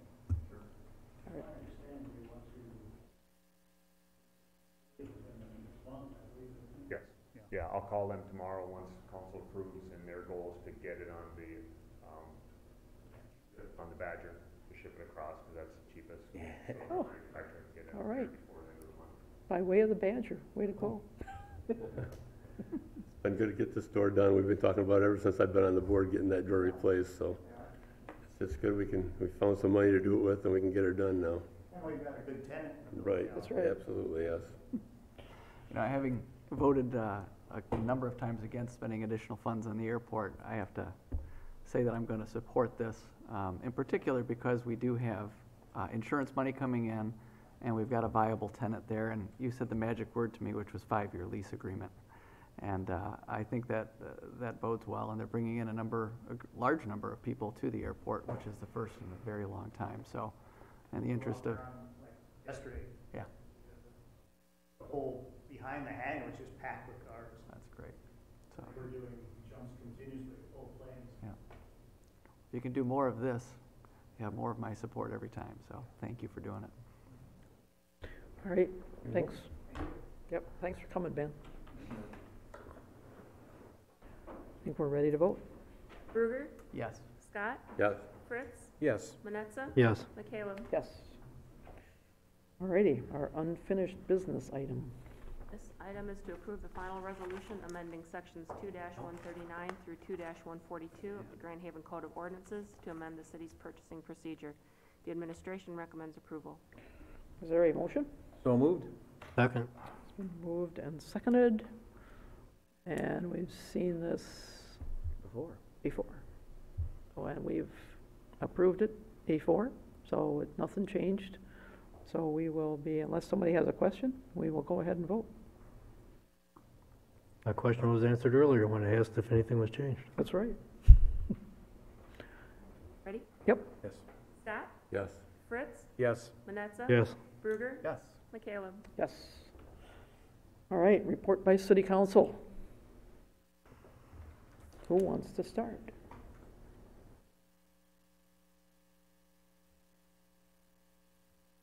Dan's gonna start, but he's leaving. See you, Dan. Dan's on his way. No, I'm just harassing you, Dan. You Have a wanna good hear our night. report, Right. Turn on 103.5 and listen on your way home. He's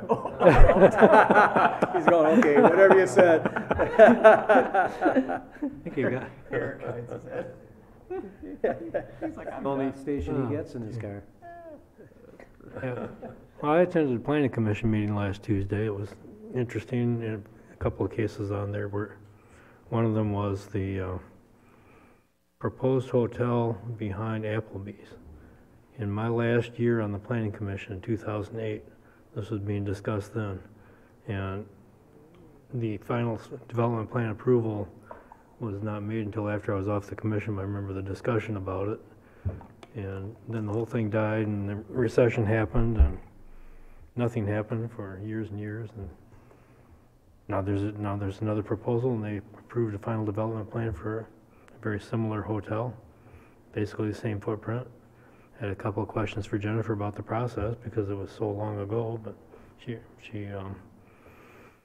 they're pretty much on the ball on this one. You had to make sure everything was in place, so that got approval. So it may, if they follow through on that, there will be a new hotel going up behind Applebee's in a place where it was long since planned to be. Did they have a time frame, or, because my question is because we've heard this a couple times before, so I Like in 2008, yes. We heard it then too.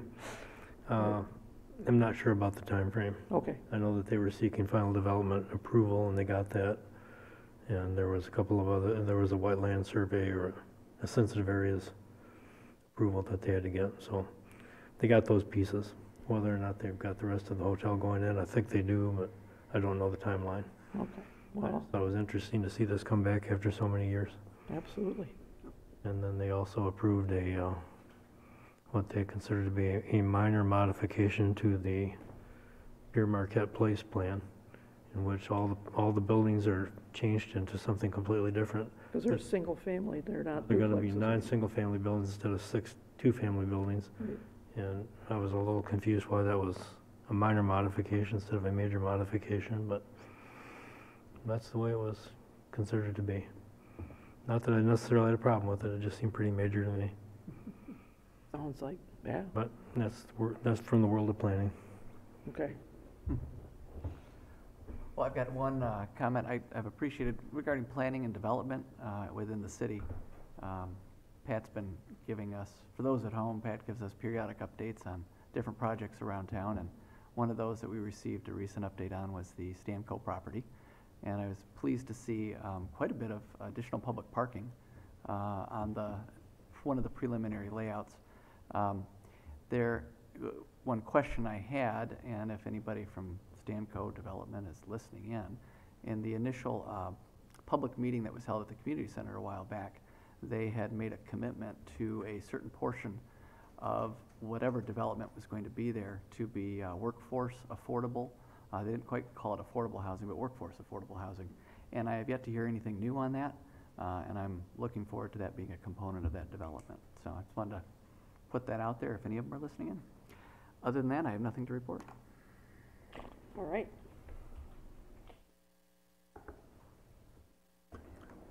I was going by Gilly Bridge, and they had that road blocked off. But anyways, they fixed 2 manholes there. The city crew did, and they did it. They did it fairly fast, and the work was great. I mean, those manholes were rattling like crazy over there, and they rebuilt 2 manholes there, and did a great job. That solved the problem, and the neighbors were all they were complaining about it before. Wanted to thank us for the work that they did over there, and they were glad they didn't have to deal with those noisy manholes anymore. So I just want to thank the city crew for doing that and getting that done. Where was that exactly again? Gidley Bridge. Oh, Gidley, oh, right, okay. Yep. That's it? That's it. That's it. Salmon Fest, that was a lot of fun. I made it late. I had an emergency at my house, and so I didn't get down there till like almost 7 o'clock. And still was pretty busy down there. From my understanding, it was very, very successful. It was a lot of fun, and the time I was there till the fountain came on, so it was real enjoyable. The mosquitoes, well, that's another thing. I mean, oh my gosh, I don't care where you're going, anywhere, it's a dire need of whatever, I don't know, but they're definitely thirsty right now. I donated. But that was really good. And also we had this past Sunday they had the Cops and Rodders, for hot rods. It was their first for Shields of Hope.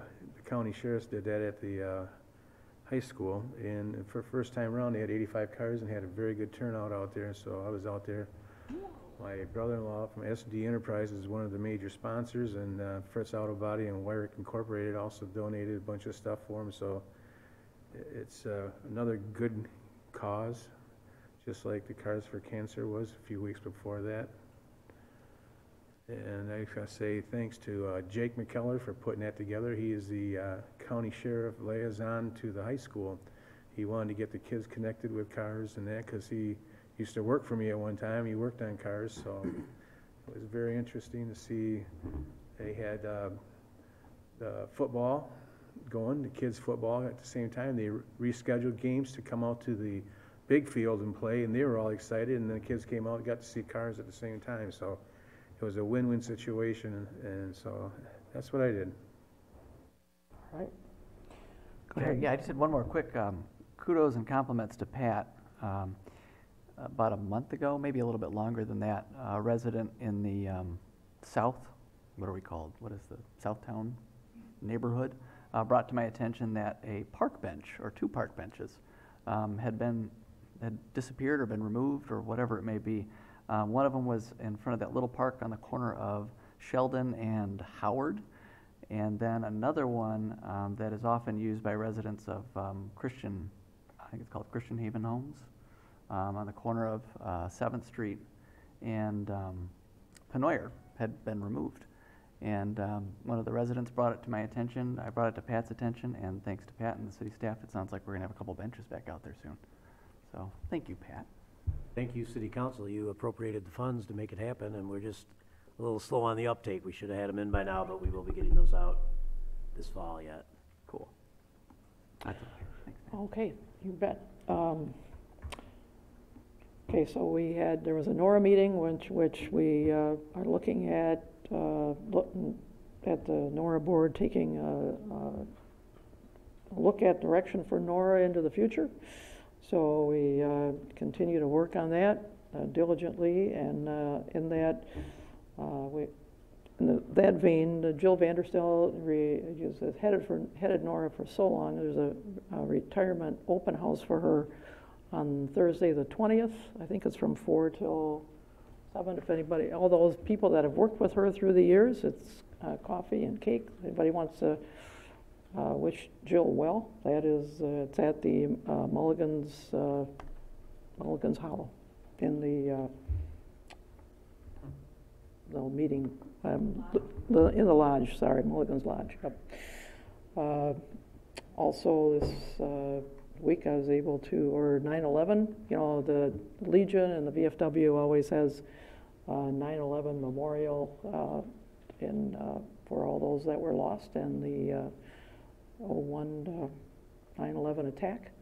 So it's always a privilege to be part of that group. And we have, you know, our American Legion folks are so diligent in serving their community and their fellow military members. You know, whenever there's a funeral, and they go do education things for kids. There's a core group of folks that are just always giving of their time for different events and different people around the community. And I just want to say thank you to them for being so faithful in serving their fellow citizens. Of course, yeah, Salmon Fest was a great time, even though there was a little angst with the construction as to where everybody was going to park and how they were going to find their way. And from being there Friday and Saturday, I don't think it deterred the crowd at all. I think it was very well attended. I'd like to hear from Marcy what their final numbers were. But good crowds, great weather, and always a great time. We're looking at MML meetings later on this week, so I'm not sure if, you know, how that's all going to work as far as timing, but I think maybe we can ride share on several of those Thursday, Friday, Saturday events.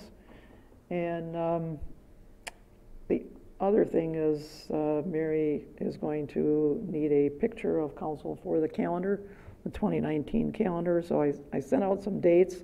The first date would have been tonight, and I wasn't going to work. So, you know, if you can get back to me with the best date that will work of those dates, so that Mary can plan on. So by 5:30, as long as the light's good, we're going to go down to the stadium and try to get some pictures of us down there. So if you want to look at those dates and let me know which they're Mondays or Tuesdays, several weeks out, up until October the 1st when there's a deadline. So we can't, gotta pick one. So if you want to pick one tonight, there's tomorrow, there's next week, Monday and Tuesday, and the following Monday and Tuesday, and then I think we're out of Mondays and Tuesdays. So I can let Mary know what works best. And at this point, city manager's report. Well, Your Honor, first up is Ashley Latch with her first formal presentation to City Council during city manager reports. So over the last couple of months, I've spent some significant time looking into our printing environment to see if there might be a more cost-effective way that we could go about our business. And just some background, currently we contract with 2 companies to service our printers, Applied Imaging and Michigan Office Solutions, MOS. Within those 2 companies, we have 4 contracts currently, 3 with MOS and 1 with Applied Imaging. Averaging an average monthly cost of $2,065. Applied Imaging services 4 of our printers. They service Ricoh specifically, and MOS services 9 machines currently, and they service Xerox machines. So it's kind of been long neglected, taking a look at the current services they provide us and looking at our overage rates and what might make more sense given our print volume. So I looked at a number of combinations, and you'll see in your packet, proposal 3 is what I found to be probably the most sustainable, cost-effective solution. It would be keeping both companies to encourage that competitive atmosphere. Both have provided excellent customer service, and we're quite satisfied with that. Like I said, it's just been neglected looking and overviewing our contracts with them. With proposal 3, like I said, we'd keep the 2 companies. We'd drop down to 2 contracts, 1 per company, which would make more sense given our print volume. Except the Applied Imaging contract would remain as is since we own the machines and they're not very old currently. The MOS contract is what would see change. We would enter a 5-year lease agreement with MOS in which we would have all new Xerox machines. So we'd see, I think it was, they'd service 12 printers, so it would be about 10 Xerox machines, and they'd also serve, add to the contract 2 of our HP printers that are currently not under contract. And the average monthly cost for them would drop to $1,600 to $1,200, and like I said, that is the expense of all brand new machines wrapped into that monthly expense. So that would be ideal given the current age of our Xerox machines. They're quite old, and many of the departments are experiencing a lot of trouble with them. What else was I gonna say? With that, with the 5-year lease, our estimated 5-year cost savings compared to taking no action at this point would be $35,572.80. Like I said, that's compared to inaction. So with the age of our machines, we are going to be forced into action at some point pretty soon.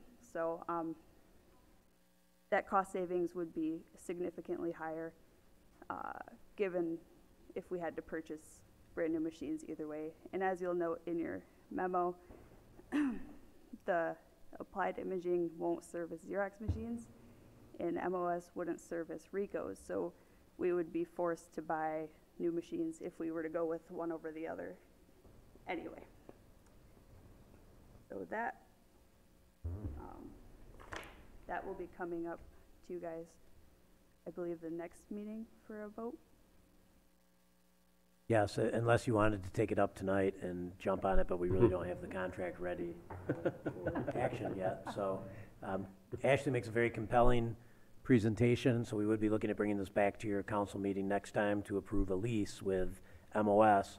Significant departure from past practice. We've always owned all our own machines, and then we pay maintenance contracts on all of them. And Ashley spent the better part of her summer internship probably a little frustrated because it was a big job and she had to get in a lot of different departments and ask some disruptive questions to some, because I think people saw the possibility that they might lose their favorite printer that sits right next to their desk, and they were exactly right. That is the intent, that we want to minimize the number of printers, try to centralize things a little bit and get a more efficient model. And she was able to look at monthly costs from back in 2014 or 15 and bring that forward, looking at how much we've been paying per month. So using actual historical data and come up with a plan for the next 5 years is going to be much cheaper than the last 5 years.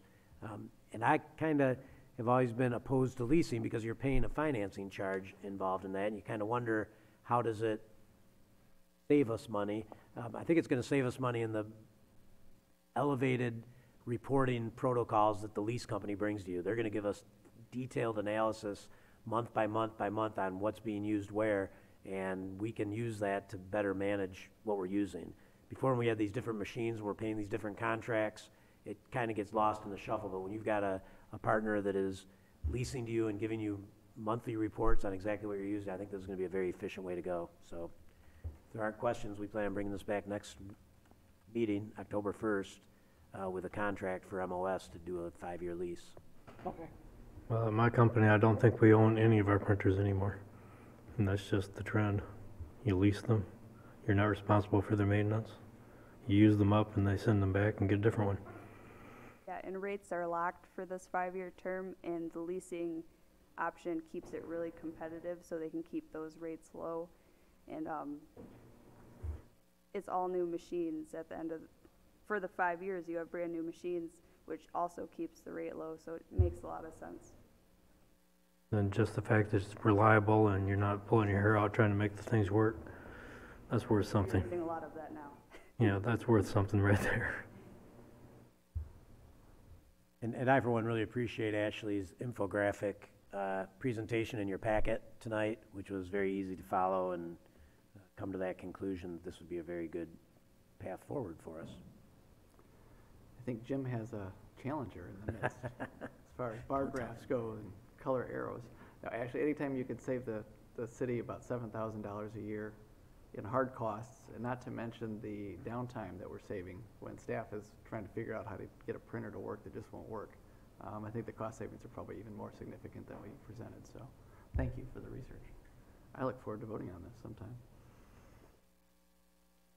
Okay, well, the next item I had on the city manager's report was the BLP rate comparison. Just a quick rundown of where this came from. We were hearing a number of claims at some of your recent meetings about what our rates were compared to other rates, and City Council said, well, couldn't we just check and see what those rates are? So we've got an independent view of that. So that's what I did. I went on the manager's listserv and said to all my fellow city managers, can any of you guys send me a copy of your power bill? And many did. As you can see, a number responded to my request. And so I was taking and a couple, for example, Holland and Zeeland were residential measurements. The rest were all City Hall's bills. I said, just send me your City Hall bill. And I used our City Hall bill. And our City Hall bill was much, much lower than a residential bill. And so I received some feedback from the BLP that you shouldn't use City Hall's bill, you should use a residential bill because we give City Hall a preferential rate, which is lower than the state. So I went ahead and I brought my bill in from home for the same month for July of 2018, and I used that, which was more expensive per kilowatt hour. So if I did use apples and apples, which was suggested earlier, the Grand Haven rate would be significantly lower than what it shows there. The conclusion that I reached was that Grand Haven's rates right now are average at most. I believe that if I would have used the City Hall bill to compare with all the other commercial rates up there, we would have been well below average. So certainly not the highest in the Lower Peninsula, which you've heard over and over again in the last several weeks by one particular member of the public who comes in and reminds us that our rates are the highest in the Lower Peninsula. The research I did, at least among these 13 communities, does not bear that out. I'd be happy to ask my fellow managers in those other communities to send me residential bills. When you look at strictly the kilowatt per hour rate on the energy charge, that gives you a little different picture, but every different bill looked a little bit different. They had different types of charges, usually 5 to 7 different types of charges on every bill. And I thought, well, just take the total amount you're paying divided by the total number of kilowatt hours and give a response for cost per kilowatt hour. So that's what I did here, and I feel very, very comfortable. And I have no predisposition to want to show lower or higher, and I'm not sure why others might want to suggest that we're lower or higher, to what end, but, you know, I'm pretty impressed with our BLP, that they've managed to run this utility and keep us with competitive rates. It does look like we're competitive. I did not look at industrial rates. I did not look at slowly residential rates. I could sure do a lot more research, but I just wanted to do what City Council asked, which, why don't you check with some of our neighbors and see what they're paying? So that's what we have here, if you want me to get more into it, but I really don't think you're gonna get much more. I think it's much more accurate to say that our rates are probably average, than to make wild claims about them being the lowest or the highest. You know, this is just fact. These are actual July bills, and if anything, if I did go with apples and apples, our cost would be lower than what this particular report shows. Well, I appreciate that information, because when you go to meetings after meetings and people say, we're the highest in the Lower Peninsula, I'm going, wow, that compares us to a gazillion communities with you know, that many different, you know, numbers of operations. And so that's a pretty significant claim to make. So to get some actual bills out there and make some comparisons, I think is a good thing. I certainly appreciate it. So. I appreciate it too. I want to say one thing I think that maybe to some degree validates your numbers here, Pat. The gentleman who was overseeing or guiding us through one of our meetings had been from Zeeland, and he said his rates in Zeeland were the lowest in the state, and it looks like they're the lowest on that chart. So if anything, it's accurate within what he had said too. Yep. So it did support what he had claimed. Of course, where I work at Arconic, we have an industrial rate, and it's a wholesale access rate, and it's outside of consumers' rates, and we're paying about between 5.5 and 6 cents a kilowatt hour for power. So these rates it really does matter, the context. It matters whether they're industrial, commercial, residential, and this is more like anecdotal information. It's not invalid, except that I'm not sure we're going to get any closer to anything we want to know by asking for more bills. And you could look at individual rates, and as you say, there are a lot of different charges and a lot of different billing schemes. I used to take care of the billing when I worked at Seal Power, and we had consumption charges, demand charges, power factor correction charges, fuel adjustment charges, and they changed every month. So it was you couldn't really pin it down to a dollars per kilowatt hour number very easily. So, and I mentioned in their meeting last time that I acknowledge that BLP has lowered their rates a couple of times since they paid off their mortgage. And that's largely because they're not running SIMs as much as they used to. The more they run SIMs, the higher the rates are. So they have been able to lower their rates and maybe be more competitive, and I think that that's been a major exercise on their part to make that happen. So I mean, that's a good thing for the ratepayers. I don't know that, you know, we talk a lot about here our water and sewer rates and our investment in the future and trying to collect money up front so that we can take care of our infrastructure later. When you lower rates based on your ability to run your plant less, I'm not sure you're piling up money for future investment. That's kind of a focus I've had with our water sewer rates, is that we're trying to invest or save money so that we can make these changes. So whether or not it was wise to lower rates, I think it was something that the ratepayers appreciate. Maybe we shouldn't have. That's not something that we take care of. But you know, what you got here, like I say, is 13 anecdotes basically, but they're not incorrect. Whether they're really comparable with one another, I don't know, and I wouldn't necessarily ask you to do more, just because I think you could get into a lot of complexity and still not have anything more clear than this. So it's good to know that we're not the most expensive in the Lower Peninsula. Neither are we the cheapest. We'll probably never be either. So we'll let it go at that. Well, I could remove that anecdotal label if I just compared strictly City Hall bills across the state. Oh, maybe, but you'd have to get a lot. You'd have to get a lot of them because it's still just a few cases. I mean, really, if you want to compare rates, you go get the rates, not just individual bills for a particular month. I think that's really not worth the work. Okay. Like I said, I've seen these bills, they can be really complex. Tried to make it as simple as I could, and I do think it's fair to say that we're average. Like Lake Wobegon, So- just above. so average. we're- Average is a good thing. Yep, Just yep. above All our kids are above average. The last thing well, it's not the last thing. The last thing I had on the agenda was Lynn Sherwood Waterfront Stadium booking.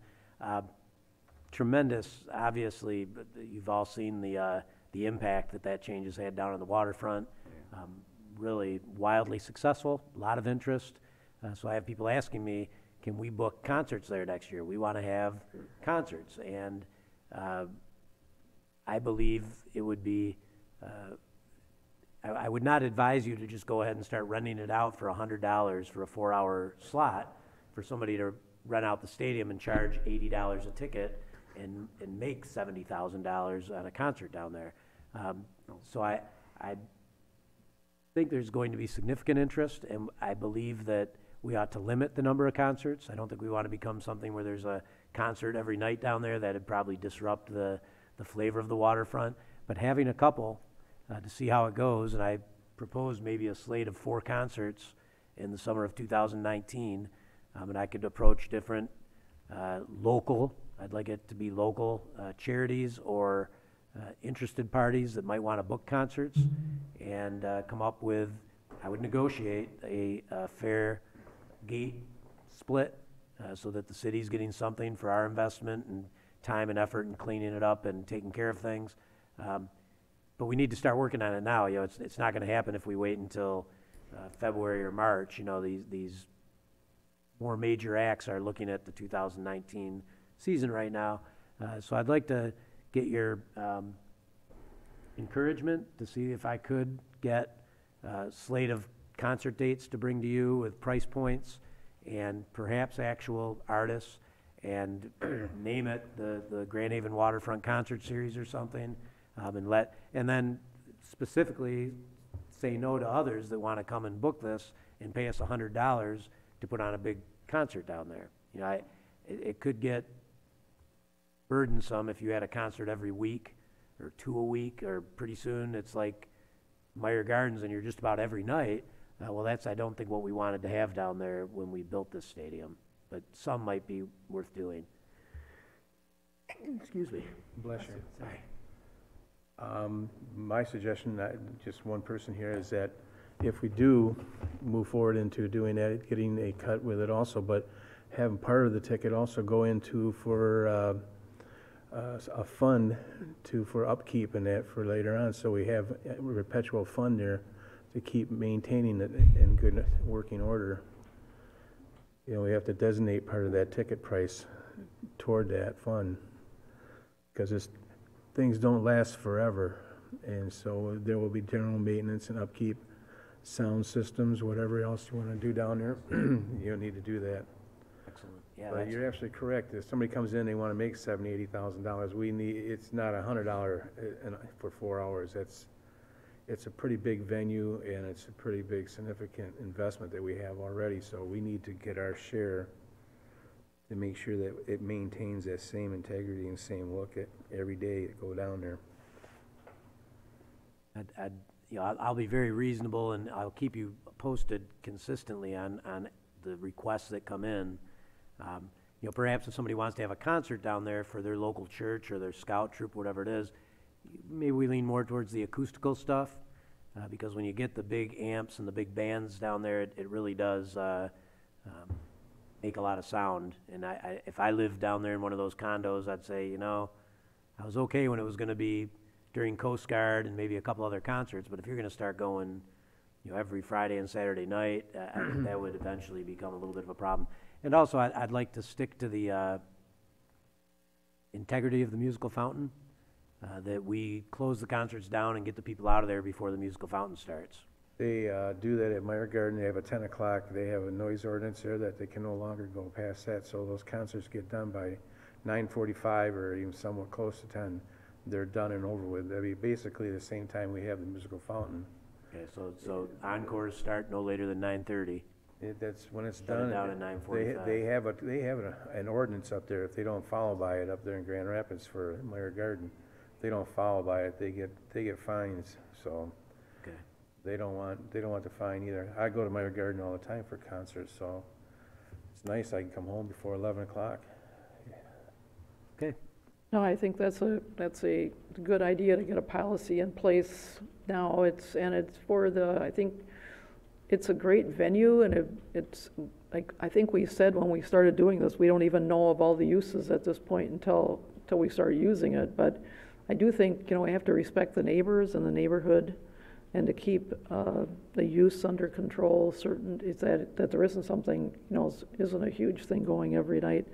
Just so that there is that time for the quiet enjoyment of the community, that they just have a place to go and sit and relax and enjoy watching the river go by. So I think having a good plan in place as to how intensely that we want it to be used, and I think having part of that use go into maintenance is a very, very good idea. So Thank you for that. The Municipal League, of course, this week on Thursday, if anybody wants to carpool, we could leave City Hall here at about 7:30 a.m.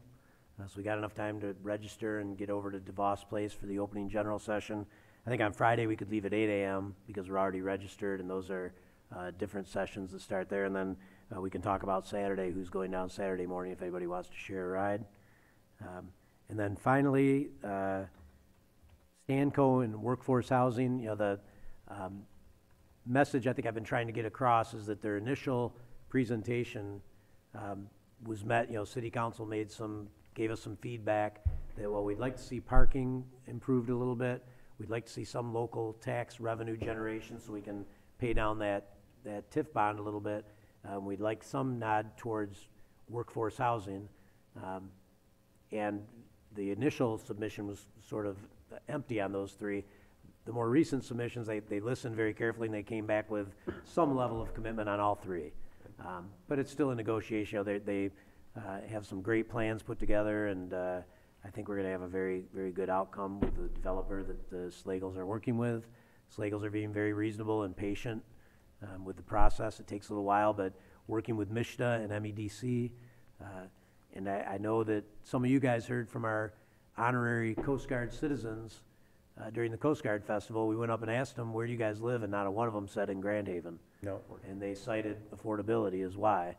And these units would be affordable on a Coast Guardsman's salary, and I'd like nothing more than to pack the place with coasties where they could walk. We wouldn't have a parking problem then. They could walk back and forth to where they work and live right downtown, and so they are committed to a portion of that on their site. all right. Good to hear. That's all I have tonight. All right, well, thank you. General business call the audience.